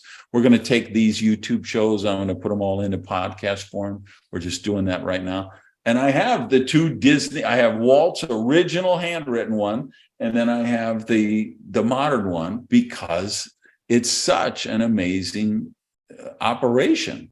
We do this so often, it's freaky, okay? Where like I'll say something and go, oh my gosh, and you would have done, I cannot believe this. I mean, this is unbelievable. I'd love to get screenshots of those two, if you don't mind, if you would send it to me. I'll send them to you, yeah. Okay, because it was, his whole story is so, I mean, every day, what he woke up with is the challenges, how he, didn't sleep at night, how it affected his marriage, because really it did, the choices he had to make. I mean, all those things are just unbelievable in his life, and how he's taken the same vision that Walt Disney had, and expanded it. You got to read the Michael Eisner book too. Yeah, I'll get that one, because that's in a whole nother different perspective. Yeah. And I need to get the Iger one. I've got the Eisner one. I didn't read the Iger one. Oh, I love it. I'm telling you, I've read it 2 to 3 times. I'm intrigued by personalities, and especially women, and how they navigated especially in a man's world. And I would say Katie Couric's book, I couldn't wait till it came out, because there were so many aspects to her life that I don't want to say paralleled, but we do a little bit of presentations, we do a little bit of broadcasting, obviously, we step up on stages where I've been places where people recognize me and I don't know who they are. So I could appreciate what she went through, raising a family. What a story. What a freaking story. And then I come away with, even in terms of the hardships, going through a challenging time with her husband, who had colon cancer, and how she became an advocate for teaching people, please go get checks. Mm-hmm. One of the reasons when I watched her when she was on television at the time, early days, I think was the Today Show. Probably one of the reasons that I got my first colonoscopy, because of her. So I'm very grateful to her. I loved her book.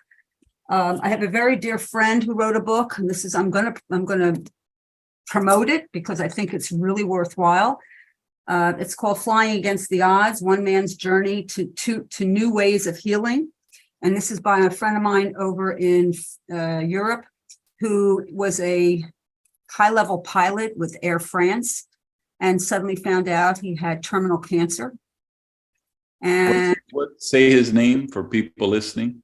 Jean-Jacques Tricon, I'll spell it, Trochon. Jean, Jean - Jacques, JACQUES, Trochon. Flying Against the Odds. I'll put these in the show notes, all this. What a story. Okay, here is a guy in the, really at the height of his profession, suddenly finds himself, with stage 4 cancer. Mm-hmm. And he's been given, options and whatever. And, you have to become your own advocate.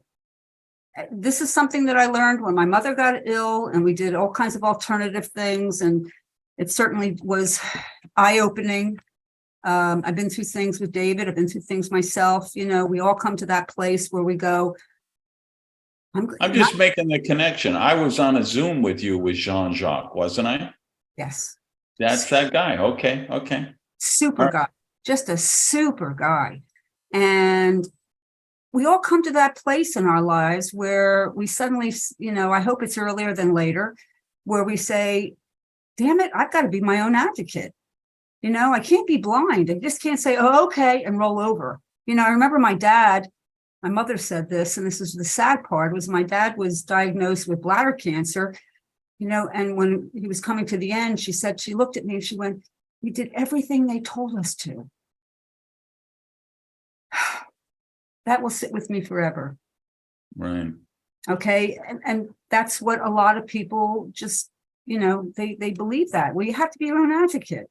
And this man's story is so freaking powerful in how he incorporated certain foods and certain supplements and certain a different way of thinking, and how he changed, and it's written in a very folksy, easy to understand. Okay. But this man has also become highly connected into, people heard his story. He's been invited to do research studies with some of the major, huge organizations over in Europe to stand up against cancer, to stand up against it with different alternatives. So I recommend this book. Now, right. Good. You all know, okay, that I'm going to give you another book. I told you about my intermittent fasting, okay, but there's another side to my life, and I don't have any of them up here right now, but that's my whole Yorkie family. And I have taken their whole nutritional approach to a very holistic approach, holistic vet. I went and interviewed veterinarians and found a holistic vet that would work with me according to what I wanted, because I lost a little guy. Yeah. I've been given, again, I don't want to go into the story because it could be political for some people, but we did what we were told to do. And then when I questioned it, I was like, what? You're questioning? And so when I found alternatives and went to that, what? I said, that's it. We're done. Give me the files. All 3 files came in my hand. And I said, I'm going to go look for a holistic vet that's going to work with me. Yeah. And I believe that's what we have to do, not only in terms of our own health, but also in terms of our family and our whatever. So this book, The Forever Dog, okay, is written by Rodney Habib and a woman that I have become, she's become my new best friend. She doesn't know it. But over the years, I followed her, Dr. Karen Becker, who recognized early on in her career that the things that she was taught, she's probably a little younger than me, the things that she was taught in school may not make sense anymore. And she started looking at alternatives and opened a practice that changed a lot of things that she was taught to work with the things that she felt were right. And she has become a huge advocate, okay, and has linked up with him. He's a incredible personality on social media about dog advocacy, and they've hooked up together, and gosh, they have some incredible things here, surprising new science to help your canine companion live longer, healthier, and younger. I mean, come on, the book, okay, this is the book, this is the Bible. So, okay, I just pulled this out, now I go into professional side. I just pulled this out to reread. Okay, you might be familiar with this. I heard that book is amazing. Yeah, I see that in your background there. Okay, but I pulled this up because, I love your stories. I love the way you write. I love your perspective. I've loved you for years and years and years. The fact that we've had a chance to work together has been one of the greatest professional parts of my life. And, I pull out these books and I reread them. And especially now with all that's going on with MLM, with Duplication Nation, if you're not on there, shame on you. Just last night, I had one of my leaders who's working on a podcast. Okay, we're talking about who to invite to her podcast, and she wants to talk to you about it, by the way, and some other people we know. And I said, hey, have you seen what's going on at Duplication Nation? And she said, no.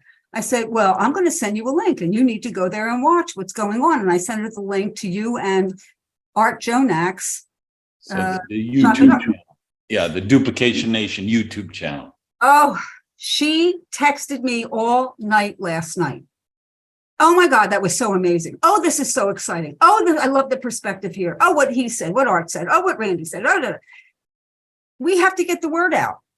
Okay. I mean, that video. I'm telling you, it took me 64 years almost to discover it, but this is my assignment, is doing these chopping it up videos with the people I'm doing them with every week. I just, Daniel song was like, this is the R-rated locker room stuff that nobody talks about. This is the real stuff.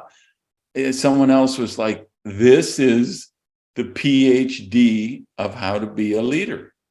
One day people are just there's going to be 24 of these after 24 weeks. And people are just going to I'm going to start with episode 1 and go through everyone. And they're really touching on people, because you've seen them 2 hours, 2.5, 3 hours. There's no time limit on them.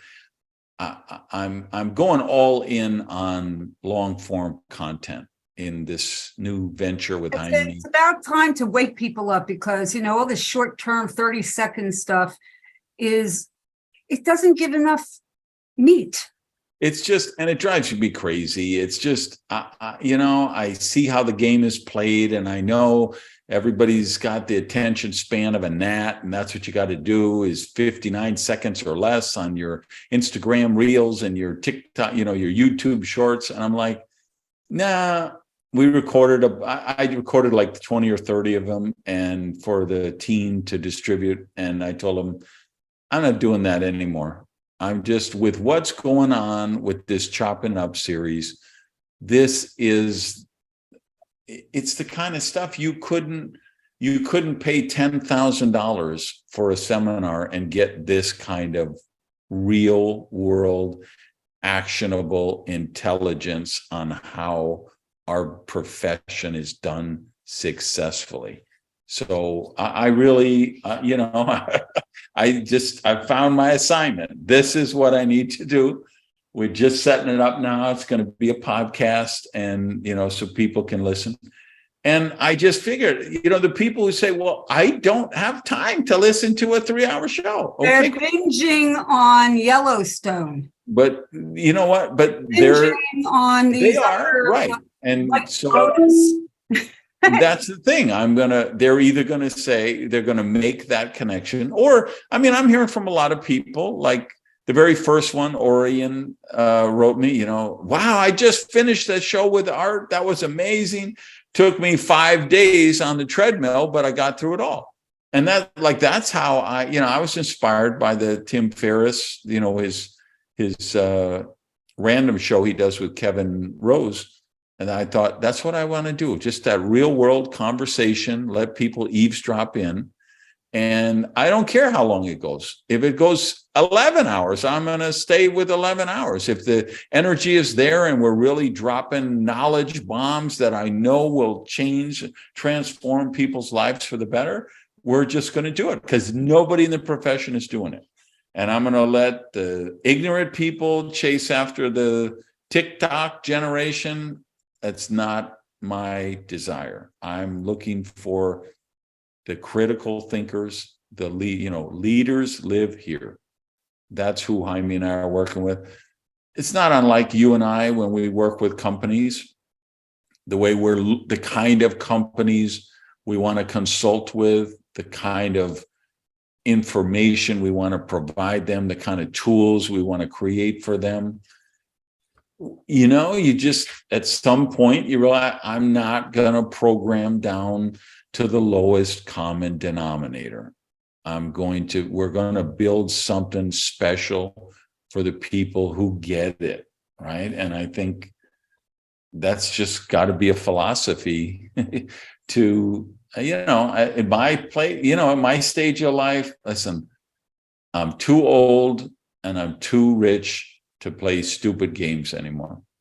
I don't think people are looking for, simple stupid things. They're looking for somebody to lead them the way. I think that's one of the biggest things that people look for in our profession. I've said this over and over again. It's not just the website. It's not just the products. It's not just the compensation plan. It's not just, the pretty tools, whatever.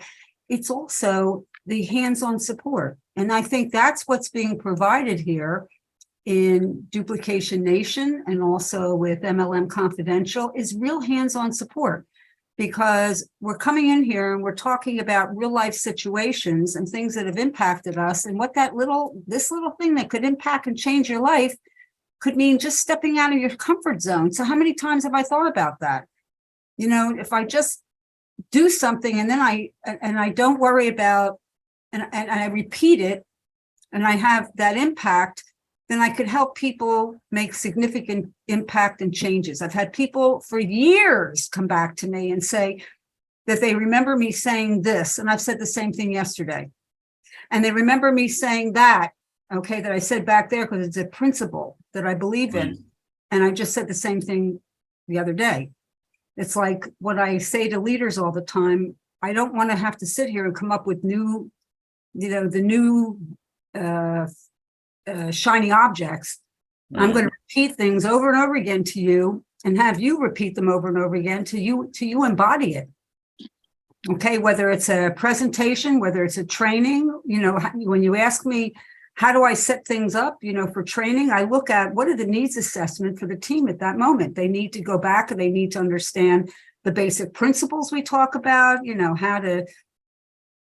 how to work a list, how to invite, how to make a presentation, how to follow up, what to do with your team, how to onboard people. I mean, this is going to be said over and over again. And with the tools and with the system, that people will see that it's not about, don't look left, don't look right. It's not the shiny object. It's sit your butt down and do it. Okay. And I think that this is where, I know I'm going to get a little controversy and probably some backlash on this, but I love social media. I'm a little different than you. I love the aspect because I use it for connections. Okay. I have done more with birthday greetings. Okay. Not necessarily, being the most brilliant thing on social media in terms of posts and everything and videos, which I've done. And I do have an account at Facebook, and I have one on Instagram, and I have one on TikTok. I found out you don't have to sit there and dance and do belly stuff and show my whatever, that I could actually produce something that was meaningful. And I created the Strong Women focus. What does a strong woman do? What does a strong woman do? What does a strong woman do? Because I needed this myself. Okay, when we're in different points of our lives, sometimes we need that repetition over and over again. The strong woman does this, strong woman does this, strong woman. So that was what I did. I produced a whole bunch of videos based on strong women. Good for you. And we have a couple of them. I know we have some of the shorts on the Duplication Nation YouTube channel. But again, going back to what you're saying here is that we don't need to come up with new fancy things every day. We need to come and train our people on the skill sets that's going to help them, move forward. And one of those things is how to use social media correctly. Okay. And not be a walking billboard or buy my stuff, buy my stuff, buy my stuff, but how to add value. And what you're doing is adding value. What I do is I try to add value, value that means something to me in my life that I feel could be of value to somebody else, in their life. So I'm not looking to, to be outrageous. I'm not going to tell you every stupid secret that goes on in my life, and you don't need to see the food that I ate yesterday, although sometimes those meals are incredible. And I do post pictures because he's incredible. Yes, but when are we going to get the Ann Feinstein TikTok dance craze? You're not going to do that for us? No, you're not going to get the Ann Feinstein. It's like I was talking to a woman probably about sometime last fall, summer, fall, whatever it was. And she's a respected network marketing leader. And, are you in TikTok? I said, hell no. I'm not on TikTok. I said, I'm not going to stand there and dance and, show my belly and God knows what else. And she goes, that's not what it's about.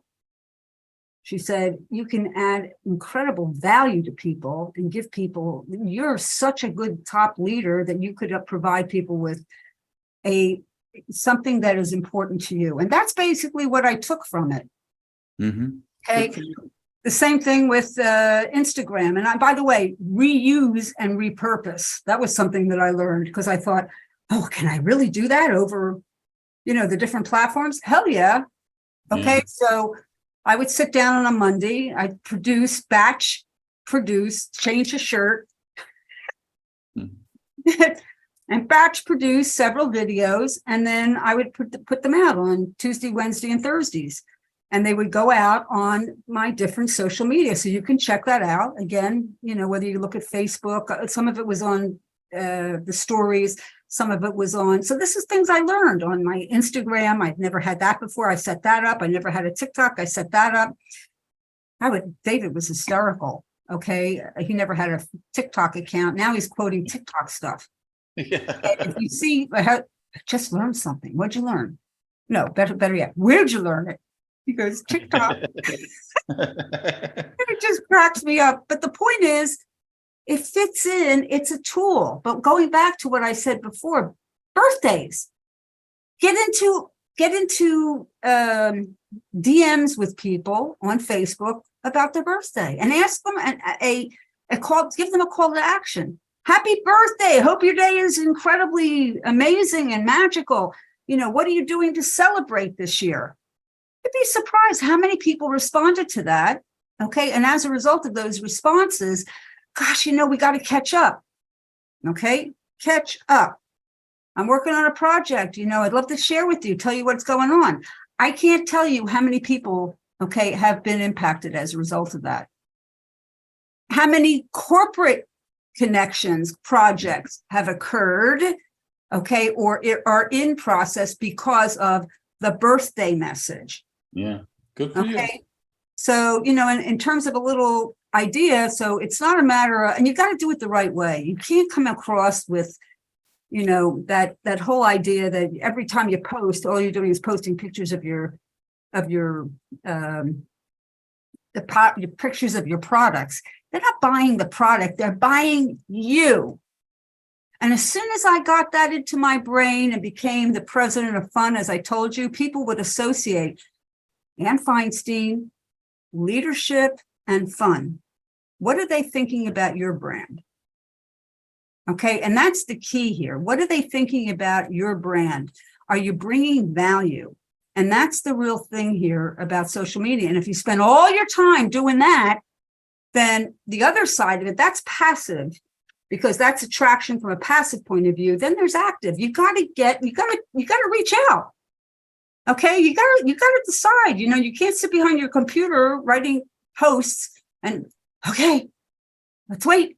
I'm waiting for somebody to engage and respond. No, you got to reach out. Yeah. Okay, you've got to talk to people. I know it's a thing that nobody from, the other generations want to hear us talk about. I once said in front of a group of people, make a list, and you had to see all the deers in headlights. Make a list? Nobody here wants to make a list. Well, I'm sorry, but you know what? There are people that and if you think this is so damn good, why would you not want to share it with them? Why would you not want to share it? Make a damn list. Get your business going. Wake up your audience at the same time and put something that the way I teach it is so that they see something on your social media that says, wow, what's going on here? Something is changing. Something is interesting. Peak interest. But at the same time, you got to reach out. You got to be active and passive. How do you feel about that? I think direct selling is going to be a catalyst for social media. And I think social media is going to be a catalyst in the show. Hopefully it's up by the time people watch this one, or else it'll be the next one. I filmed an interview with Bricia Licari, who's another amazing leader in our space, who's doing incredible work. And she asked me, where do you see the profession 10 years from now? And I see a really strong connection and integration with social media, because what's driving direct selling right now is the later millennial generations who are digital natives. They grew up on that. They were doing Instagram when they were 12 and 14 and 16. So they don't have to learn any of this stuff. And this is how they communicate. A lot of them, that's how they communicate, by DMing on Instagram or other, even in games sometimes. So we have this natural, passionate base of people who love the whole idea of side gigs. So they love the idea of our business. Absolutely. They're going to recognize that we have the residual income here that they don't get from a lot of other side gigs. Absolutely. Yeah, and we're just going to have to do it. We're going to have to what's going to make it work is going to be educating the companies, not the distributors. We have companies now who say, hey, you cannot post on social media. We're going to terminate you. Hey, you cannot sell our products on auction sites. We're going to terminate you. You can't sell our products on Amazon type sites. We're going to terminate you. And they're like waiting for these fads to blow over and go back to the day when people drew circles in the living rooms and, or prospected with Dead Doctors Don't Lie cassette tapes. Oh my gosh. Yeah. But what the company's got to understand is they have to take the lead in this. They have to take the lead with the voice assistants. They have to take the lead with social media. Because if you say, okay, here, we created this amazing slide that, Julio put up this slide on his Facebook page and he got 800 interactions. And then Ivanka tried it on her Facebook page and she got 650 interactions. So we know this slide works. This is proven. We're sending it out to everybody. Everybody put it on your Facebook page.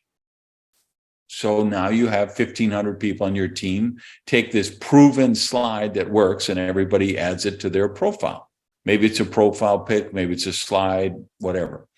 What do the algorithms do? They say there's 1,500 people putting this same image on their screen. This must be a spam bot army. We need to take all of those posts and bury them so that they don't show up in the timelines of the people who follow all those accounts.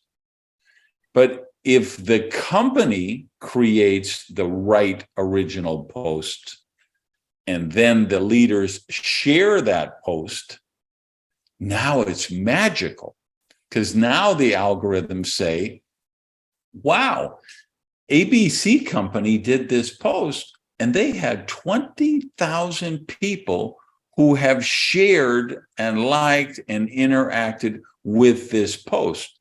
This must be a very engaging post that people like, which means they read it, which means they're staying on our site, which means we can sell their eyeballs to our advertisers and we can make more money. So let's juice the algorithm up a little and make sure that this slide is seen in the feeds of all the people who are following these 20,000 people. Jaime and I are doing a lot of work in this area, creating campaigns for sometimes top leaders, sometimes companies. That's going to be the future of it. And I think 10 years from now, we're going to be looking at this and realize, okay, we have this army of millions of people who are complete digital natives. They're completely comfortable with social media.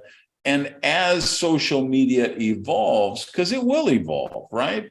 The way Instagram works right now isn't going to stay that way. The way Twitter works right now is not going to stay that way. One of the big dynamics that people aren't factoring into is TikTok is an entirely different animal than the other ones, because the other ones are still driven by who you follow. Now they're totally corrupt, right? It's horrible. The reach on Twitter right now is so abysmal. I mean, if you have 80,000 people who follow you and you put out a tweet, if you get 1,000 people to see it, you're doing amazing, simply amazing. And that's a no-win scenario. Facebook is the same way. Instagram is the same way. TikTok is very different. TikTok is not based on who you follow. It's based by, because first of all, it's run by the Chinese Communist Party. They have found a way. Hey, now we know how to conquer the West without firing a shot. We can seduce all of the 8, 10, 12, 14, 16-year-old kids, and we can addict them to our platform, and we're going to be able to brainwash them, right?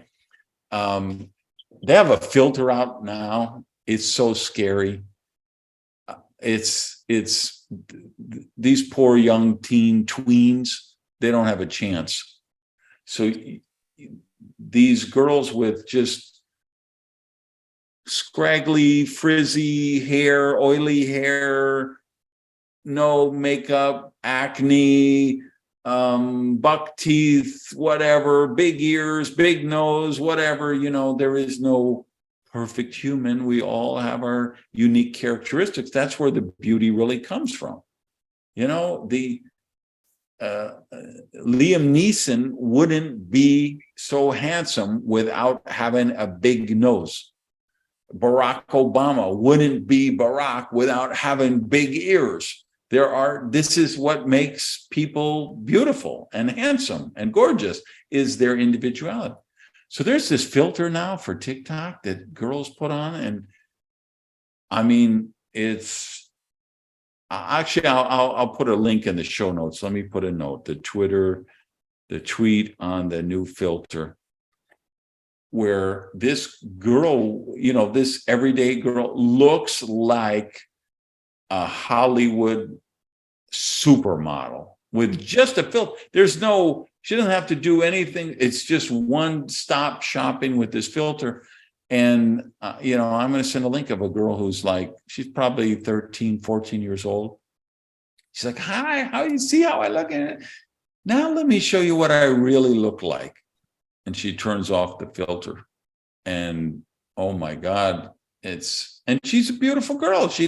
But compared to this superficial, fake Hollywood perception of what we say is beautiful, and she's saying, I think this is so dangerous for girls like me. I'm so afraid for the future, right? This is reality. So TikTok I think it'll get banned in the United States. I really do. I don't have it on my phone. I would never have it on my phone because it is a CCP thing. And I think they really do feel we can control the elections. We can control the issues, the thing. It's like the brainwashing they do to kids on Saturday morning cartoons. It's the same thing. Advertisers, marketers have been doing this for years. The difference with TikTok is it's not about the followers. It's about the topic. So if you like that TikTok dance craze, they're going to just load you another 500 TikTok dance crazes. If you do something with your Yorkies and people like it, they're going to get another 500 TikToks of people with Yorkies. Yeah. They don't have to follow you. The algorithm is night and day different. So that's what's going to happen for Twitter, Facebook, Instagram, I believe YouTube even. They're going to have to, like the YouTube suggestions are already done in that kind of category. And you're going to see more and more of that. So social media is going to change. It's going to be very different in 10 years. It's like, what we have today versus what we're going to have today is the same as like what we have today versus what MySpace was when it first came out. It's going to be that dramatically different, perhaps even more so. The other thing is all those companies, they have the marketers, they have teams of PhD psychologists who know how to manipulate human emotions. You see with all the artificial intelligence now with Chat GPT, and there's a couple other versions of them out now, where they can totally write, and they could say, create a blog about duplication in the style of Ann Feinstein, and it can do it. There's some crazy shit, and there's stuff that you'd say, oh my God, no, I'm sure that's real. I'm sure Ann really wrote that. So the deep fake videos, the deep fake audios, they're so high level, they're so sophisticated now. So this is going to get really, really dicey. And if you are a distributor with Prove It or, Pampered Chef, and you think you're going to create a social media campaign that's going to compete with the ones that Kellogg's is doing for their Frosted Flakes or their Frosted Pop-Tarts, or Taco Bell is doing for their Cheesy Gordita Crunch, or Coca-Cola is doing for their sugar water, you don't stand a chance, right? So that's where the duplication is going to die off.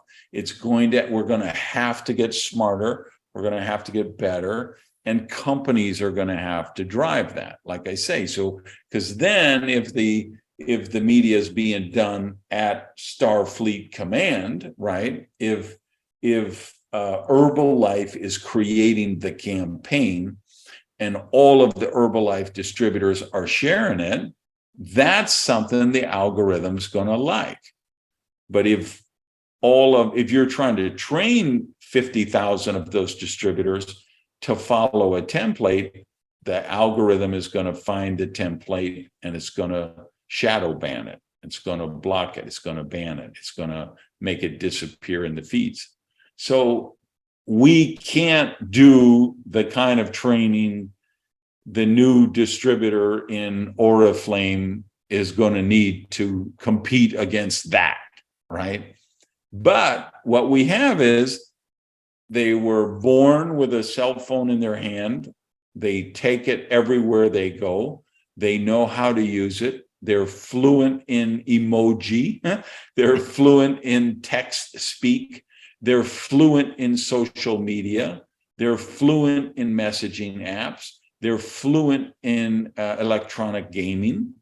So as our profession develops, I think we'll have a good chance of driving the bus with that if people are doing it at the corporate level and in some cases team leader level. Because, I'm working with clients to do campaigns like that because their companies are Luddites, and they're just telling them, don't do social media. You can't do anything online. You can't sell, you can't market, you can't anything.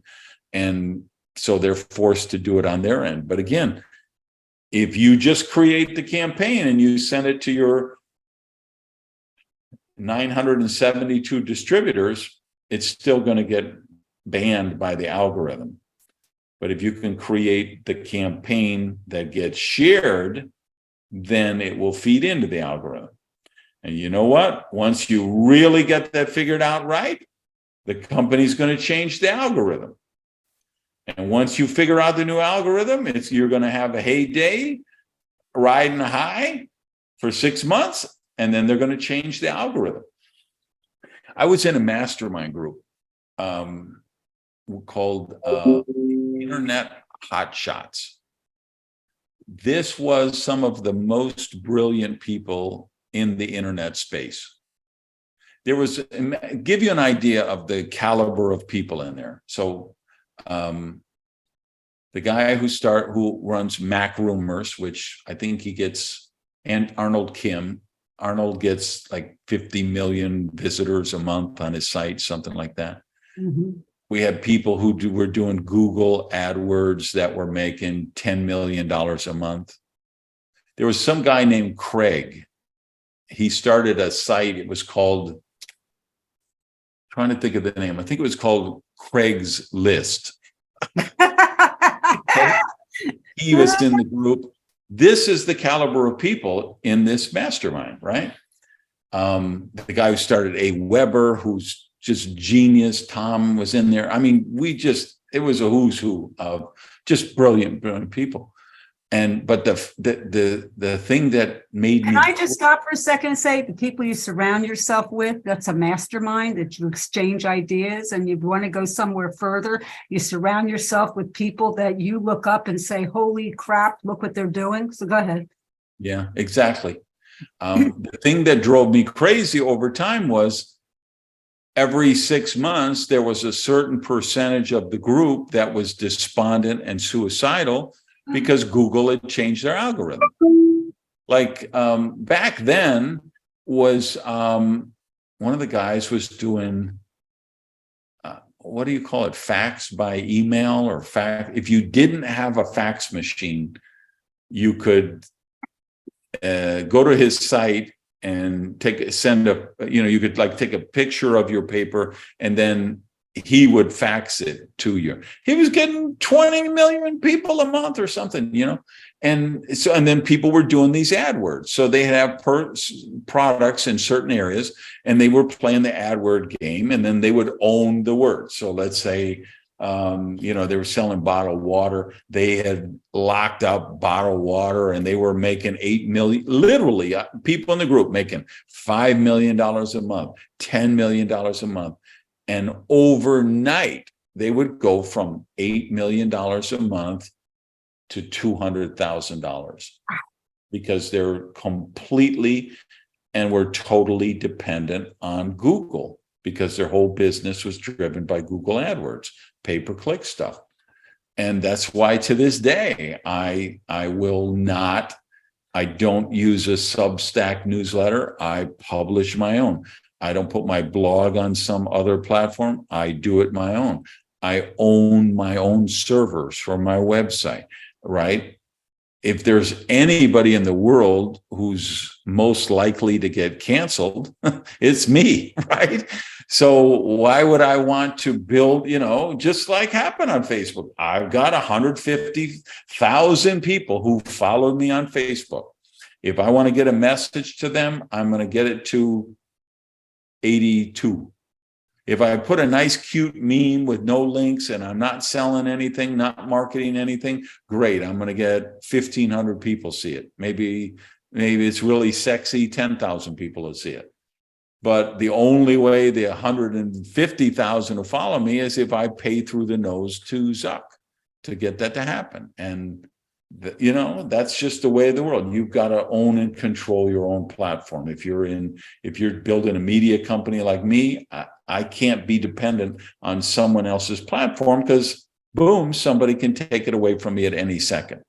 And that's the thing I don't want people to fall prey to in social media, right? So, because listen, I don't even want to say the name of the company because maybe they would be upset, but I got hired by a company to create leads on email leads, and we created a campaign. They got 50,000 leads a month, which they're just distributed to the people. Lead generation stuff, really qualified leads that we're converting. I know how to do all this stuff, but when you become dependent on someone else's platform. And I'm good at that stuff because I've been studying marketing for decades, right? I've got to say, how is my new lady who's 25 levels down from me, who has never met me, how is she going to do the business? How is she going to duplicate my results?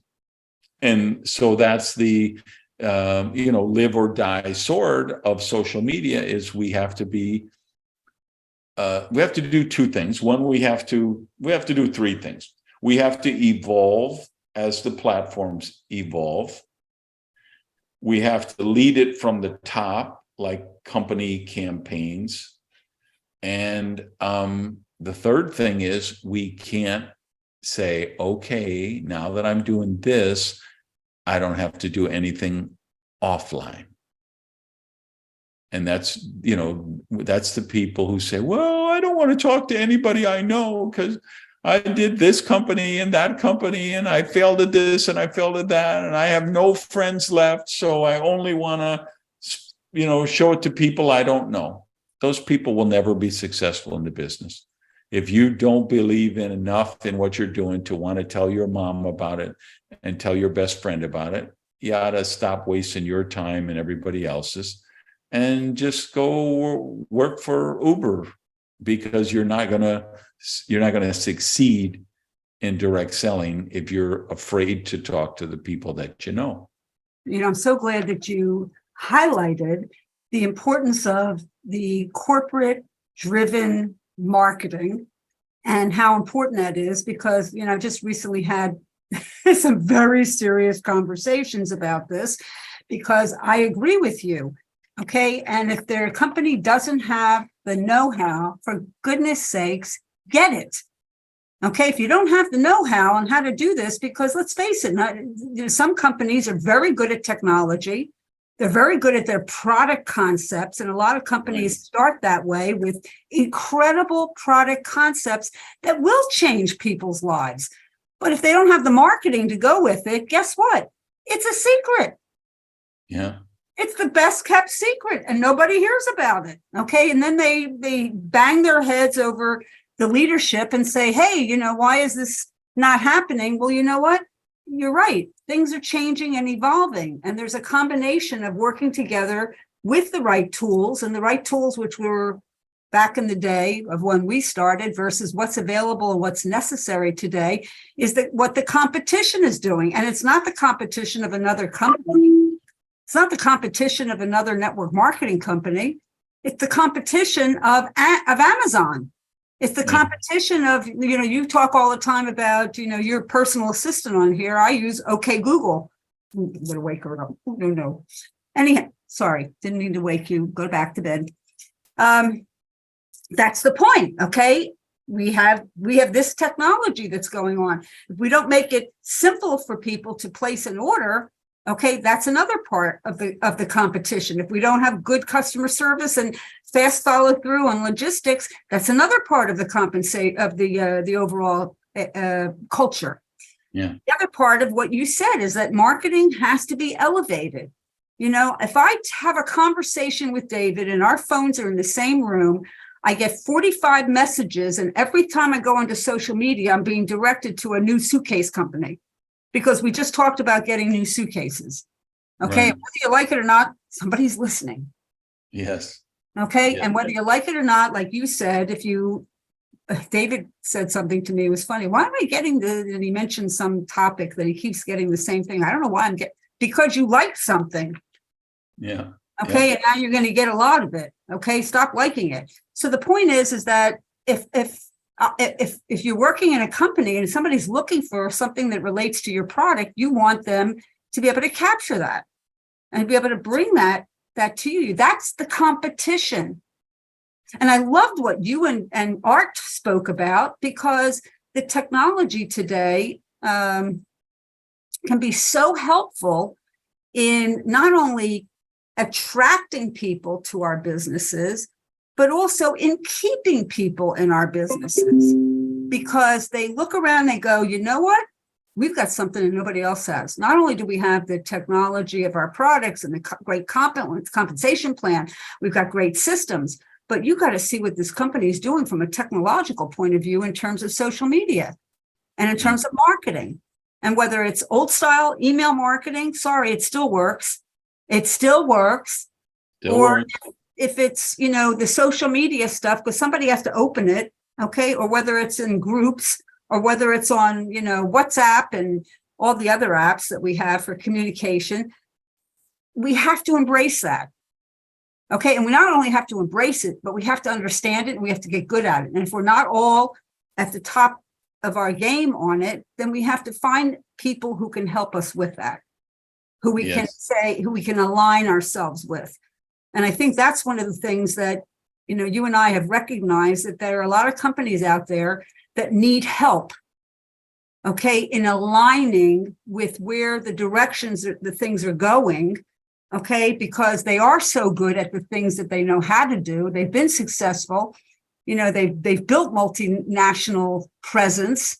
But Yeah. now, okay, it's a matter of, gee, you know what? I want to expand into this environment. Well, if you want to come here into the United States of America, let me tell you something. You better be prepared. Okay, because we are no nonsense here. I was telling this, no nonsense. We don't have a long attention span, so you have to get our attention. You have to do it in a way that, is important. And I'm telling you from how you present it, how it looks, how it makes people feel, and then what is the follow-up that comes with it so that people are seeing it, not necessarily the first time, but they see it multiple times in different ways. And I told you about this email string that came out. It's freaking brilliant. Okay, because you have to get people to a point, okay, where they're going, I need this. Yeah. It's over the noise. There's so much noise, like you said. I want to be above the noise. And that's why I really appreciate what you're doing here in Duplication Nation. And what I really appreciate what we're together doing with all the things that are coming out of MLM Confidential. Okay, because I think that these particular conversations are so important because not only are team leaders watching, okay, network marketing people who are just entering our profession are watching, people who have been for a couple of years and they want to know, well, how can I make myself, how can I better myself? There are corporate clients that are watching. Well, that's what's happening now. We're only, I don't know, 4 or 5 shows in, but people are watching and then they're contacting their VP of marketing and their CEO and their country manager and their general manager and saying, dude, go watch this show with that bald guy with the big nose. He's talking to so-and-so. You gotta watch that show because we're not doing this. And that's what has to happen. I think we have to drive it up grassroots from the bottom down because, it's no mistake that Amazon started by somebody who was not in the bookstore business. It's not a coincidence that Uber was started by someone who wasn't in the taxi business. It's not a coincidence that Airbnb was started by people who were not in the hotel business. I just, give you example. I got a message from Jonak a little earlier. He's talking about what Toby at Shopify has done with his CSR chat and applied it to Chat GPT. And that's a lot of acronyms and tech stuff for some people won't know what I'm talking about. But the whole point of it is, he says, how many years before a single MLM company finally does this? That's the thing. They do it the way they do it because that's the way we've always done it. And that's the way all the other MLM companies do it and have done it. But we need time, we need some bold disruption in the space. And that's what I think you and I can bring to the companies that we work with. I think that's what Jaime and I can do with the companies that him and I work with, where, we can, I tell clients a lot, we get hired, we got hired to come in here and break shit. Yes. Okay? You need to know that we didn't get hired to come in and tell you, great, keep up the good work. They don't need to pay us to do that. They Status quo. The reason they have to bring in people like what we're doing is, and the other thing is, we're going to teach in many cases, how do I say this without throwing anybody under the bus? I have so many friends and so many companies and companies I work with and people I love. But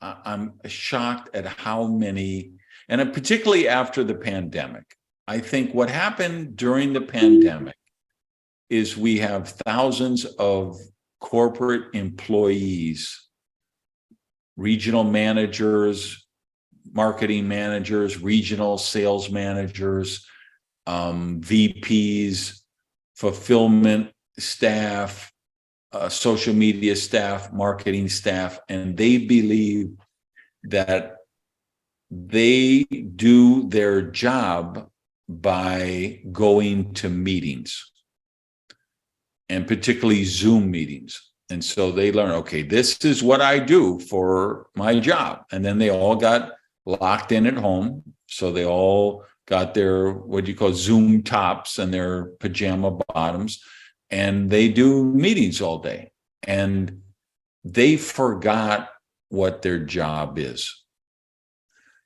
Every time I'm talking to my corporate teams, I'm like, people, everyone in this Zoom room or everyone in this conference room, we get paid by the distributors. Our job is to facilitate the distributors' ability to sign up new customers and to enroll new distributors. And we've done 4.5 hours of PowerPoint slides. PowerPoint is for people with no power and no point. Stop it. We have got, this is, That was because the best one yet. I'm writing that one down. I work with so many companies that their PowerPoint culture, and that's what gets you noticed in the company, is you do good PowerPoint presentations in the conference room or the Zoom room. And so that means they're doing their job. And so I'm working with, they've got a head of distributor relations, or they've got a marketing manager or marketing director or sales director. And I'm like, when is the last time that you were in a meeting with distributors? Yeah, I was in Zoom this morning. No. When did you get on a plane and go into your market and be with the distributors? Well, COVID and lockdown, and we use Zoom, and we're live streaming, the travel budget. And so I'm saying, so the answer is what? 2019. Is that what I'm hearing? Well, yeah. They don't know what's going on in the field. I had a company just, I seen an email the other day. They're doing a meeting.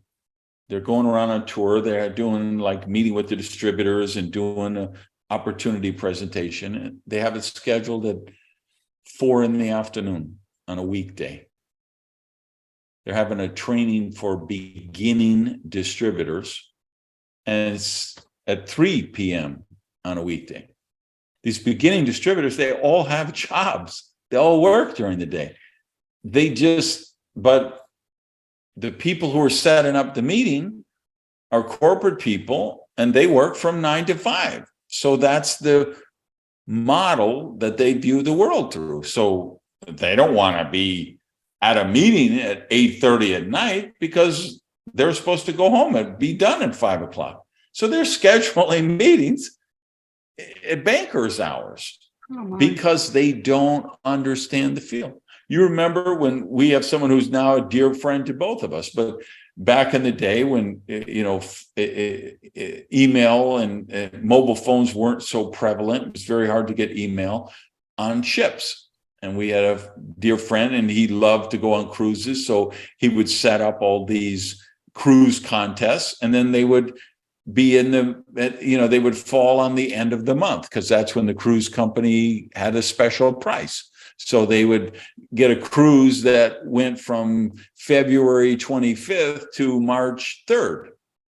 And Whoa. This is a company that pays monthly pay plan. So on February 28th at midnight, when the comp plan closed, all of the top leaders were out in the middle of the Pacific Ocean on a ship with no Wi-Fi, that you had to go down in the boiler room and pay like $10 a minute to download your emails. And there was no cell phone service, right? And because, again, he was new to the business, the profession. He had never been in the field. He doesn't know what the hell we go through every month at the close of the month, or in the weekly plans every week at the close of the week. And that's one of the things that, I know it drives you nuts. It drives me nuts, but we have to get up in their grill and say, guys, you work for the fucking distributors. Stop building everything for the convenience of the corporate employees. If they can't work weekends, if they can't work evenings, this is probably not the right job for them. They probably should work for a bank where it has bankers' hours. But people who work in our profession, Saturday and Sunday are prime time. Evenings, prime time. This is when you can do a training call and get 18,000 distributors on it. You're not going to get 18,000 people at 10 a.m. on Monday morning, which works great for your schedule. It's not distributor centric. So that's what's in my craw, okay, because I know you've just expressed yours, is having the Zoom meeting, which can be a very productive meeting, but then take action on it. Right. Okay, it's not just a matter of, okay, well, I took notes on that meeting and I listened to, her bitch and complain for half an hour and lay out very succinct points. And then, we close the book. Okay, they go on to a next meeting. And then the next time we say, hey, let's get together again and get an update. And we're back to having the same freaking conversation again. Okay, about the same damn topic. They thought they were doing their job by holding the meeting. Yeah, this is not a therapy session. And they made a PowerPoint for the meeting, so they feel like they had a good day, that they did the job. Okay, they just listened and had a conversation. Well, at the end of those meetings, I always have I can be a little pushy. Really? I know. You probably never saw it. Never noticed that about you. So I start giving assignments out. Okay. Randy, I sent you an email. I get when I get an email from Ann, I will get a text that say, check your WhatsApp. And I checked the WhatsApp, and the WhatsApp said, I sent you an email.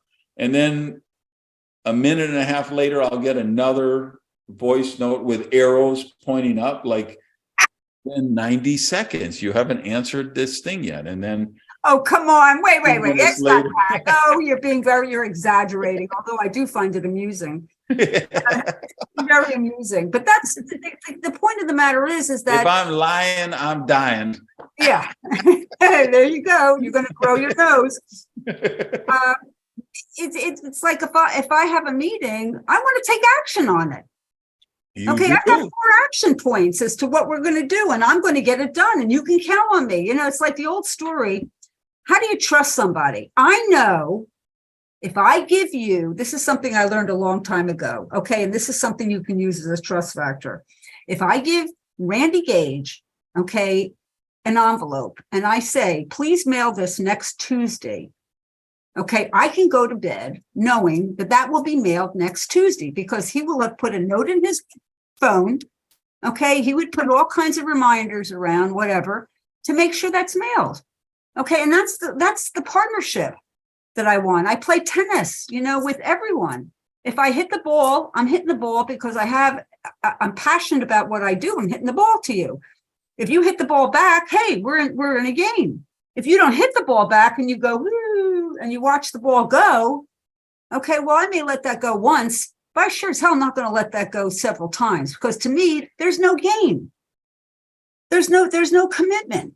And that goes it's a big lesson, guys, for how you work with your team, how you work with your leadership, how you work with the corporate staff, how you work in your family. Okay.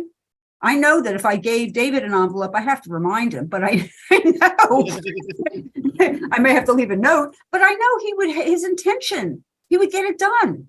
Yeah. And that's the point. In today's world, everything's moving so fast and things are going on. And it's not that we're not working on one thing, we're working on many things. We all have many different things going on in our lives, whether it's our families, our communities, our churches, our synagogues, our, whatever we're doing in our businesses. It's domestic, it's international. We have a lot of things going on. And I want to put my attention and give my full out, okay, when it's needed for those things and those people that are counting on me. And the number one thing, guys, that people will look for is how do you respond to the need? We talk about needs assessment. We talk about, what is it that the team member needs? What is it that the individual team member needs to get started? What is it that your leaders need? What is it that corporate needs? What are you willing to stand up for? What is a hill to die on? You always use that expression. And this is not a hill to die on. Okay, I'll let that one go. But there are hills to die on. I just had a hill to die on this past week. And I just said, hey, you know what? And I went and I had a conversation with a chairman of a company. And I just said, I love you guys, but this is a hill to die on. Okay. And because I don't do this all the time. I don't scream. I don't yell. I don't, carry on. I don't make demands all the time. This is important. And you have to say it with the conviction and the professional leadership to get people to understand why it's important. And what you said in those last few minutes about marketing and about moving into the new generation and looking at what are your skill sets that you have and what do you need in order to move forward into the next 10 years, because I would assume that every company that's here wants to be around for the next 10 years. We're not these blowhard people that come in. I sure as hell don't want to put my name on something that's a blowhard situation. Here today, gone tomorrow, and somebody made a shitload of money because they just decided they were going to do whatever it took. People today want to feel, that there's someplace with a mission and with a level of importance. Yeah. They want to feel that there's people around them that have a true interest in their well-being and their families. And we want to go somewhere together and we have something passionate that we're about. And we want to be able to convey that, not only in terms of our teams, but in terms of the clients that we work with. That's my thing. I want them to know how much passion and how much energy and focus I want to put into a project so that they know they're going to get the very best out of me, out of you, and about what we do, because we know what we're doing and where we want to go. And we know what's important for this profession.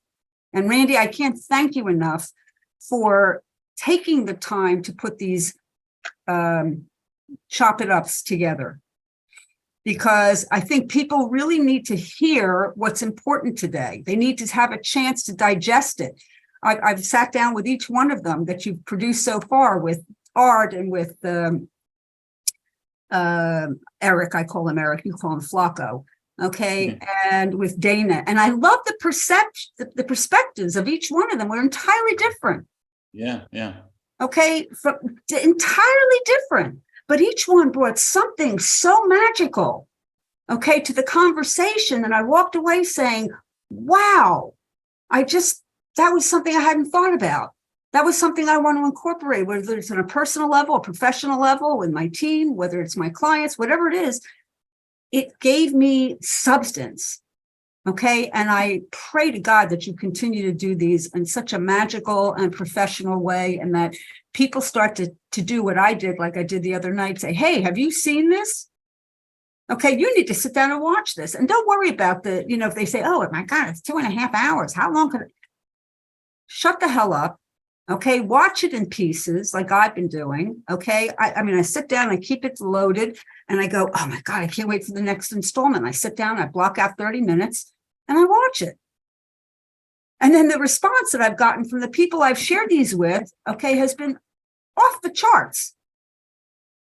Off the charts. And if I sent you something, go watch it. If you're watching this and I've sent you a link, go watch it. Well, thank you for your part in agreeing to do this one. I love what we covered. Seems like a good spot to wind it down. I guess my last thing, I would love to hear from you. would be, what would you tell the younger version of yourself? You know, what I would tell the younger version of myself is that, girl, you're going to do amazing things. Okay. Your mother told you that, your father told you that, you may not have believed it early on, but trust your instincts. Okay. Trust your instincts. Okay. There is such magic out there in the world. There's such opportunities in the world. You can create what you want. You can manifest it. I just had this conversation with my younger brother the other day. He's manifested a business that is, I'm so proud of him. I love him to pieces, and what he's manifested for his family and for their future. And what I want to manifest here, and then go out and have some fun. Okay, we have had the most, and I use this all the time, president of fun. I am the president of fun. I want to be the president of fun. And so go out there, you'll attract more people with an attitude of showing commitment, showing your ballsy, okay, showing your strength, showing your love for people, okay, and going out there and doing something amazing. And that's what I would say to my younger self. And don't be afraid, just go and do it. And you'll learn from that experience. You'll create an incredible group of people around you as a result of that, which I've been blessed to have around me. People from, I won't say, but many years ago have come back together because of the way we conduct ourselves. Okay, be honest, be professional, and go out there and do something magical. Well, that younger Ann must have been listening, because she did go out and do something magical. For you guys eavesdropping, let me give you some homework. Go to duplicationnation.com, top of the website page, you'll see the newsletter, sign up for that. This YouTube channel, hit this subscribe button. Love to get your comments down below the show. Share this with your team. You might need to share it with your corporate team. Some of these, get it out there in the universe. We're going to be back every week with a new show. So thank you guys for watching. And thanks again so much. This has been amazing. You guys watching. Peace, love, and unicorns out.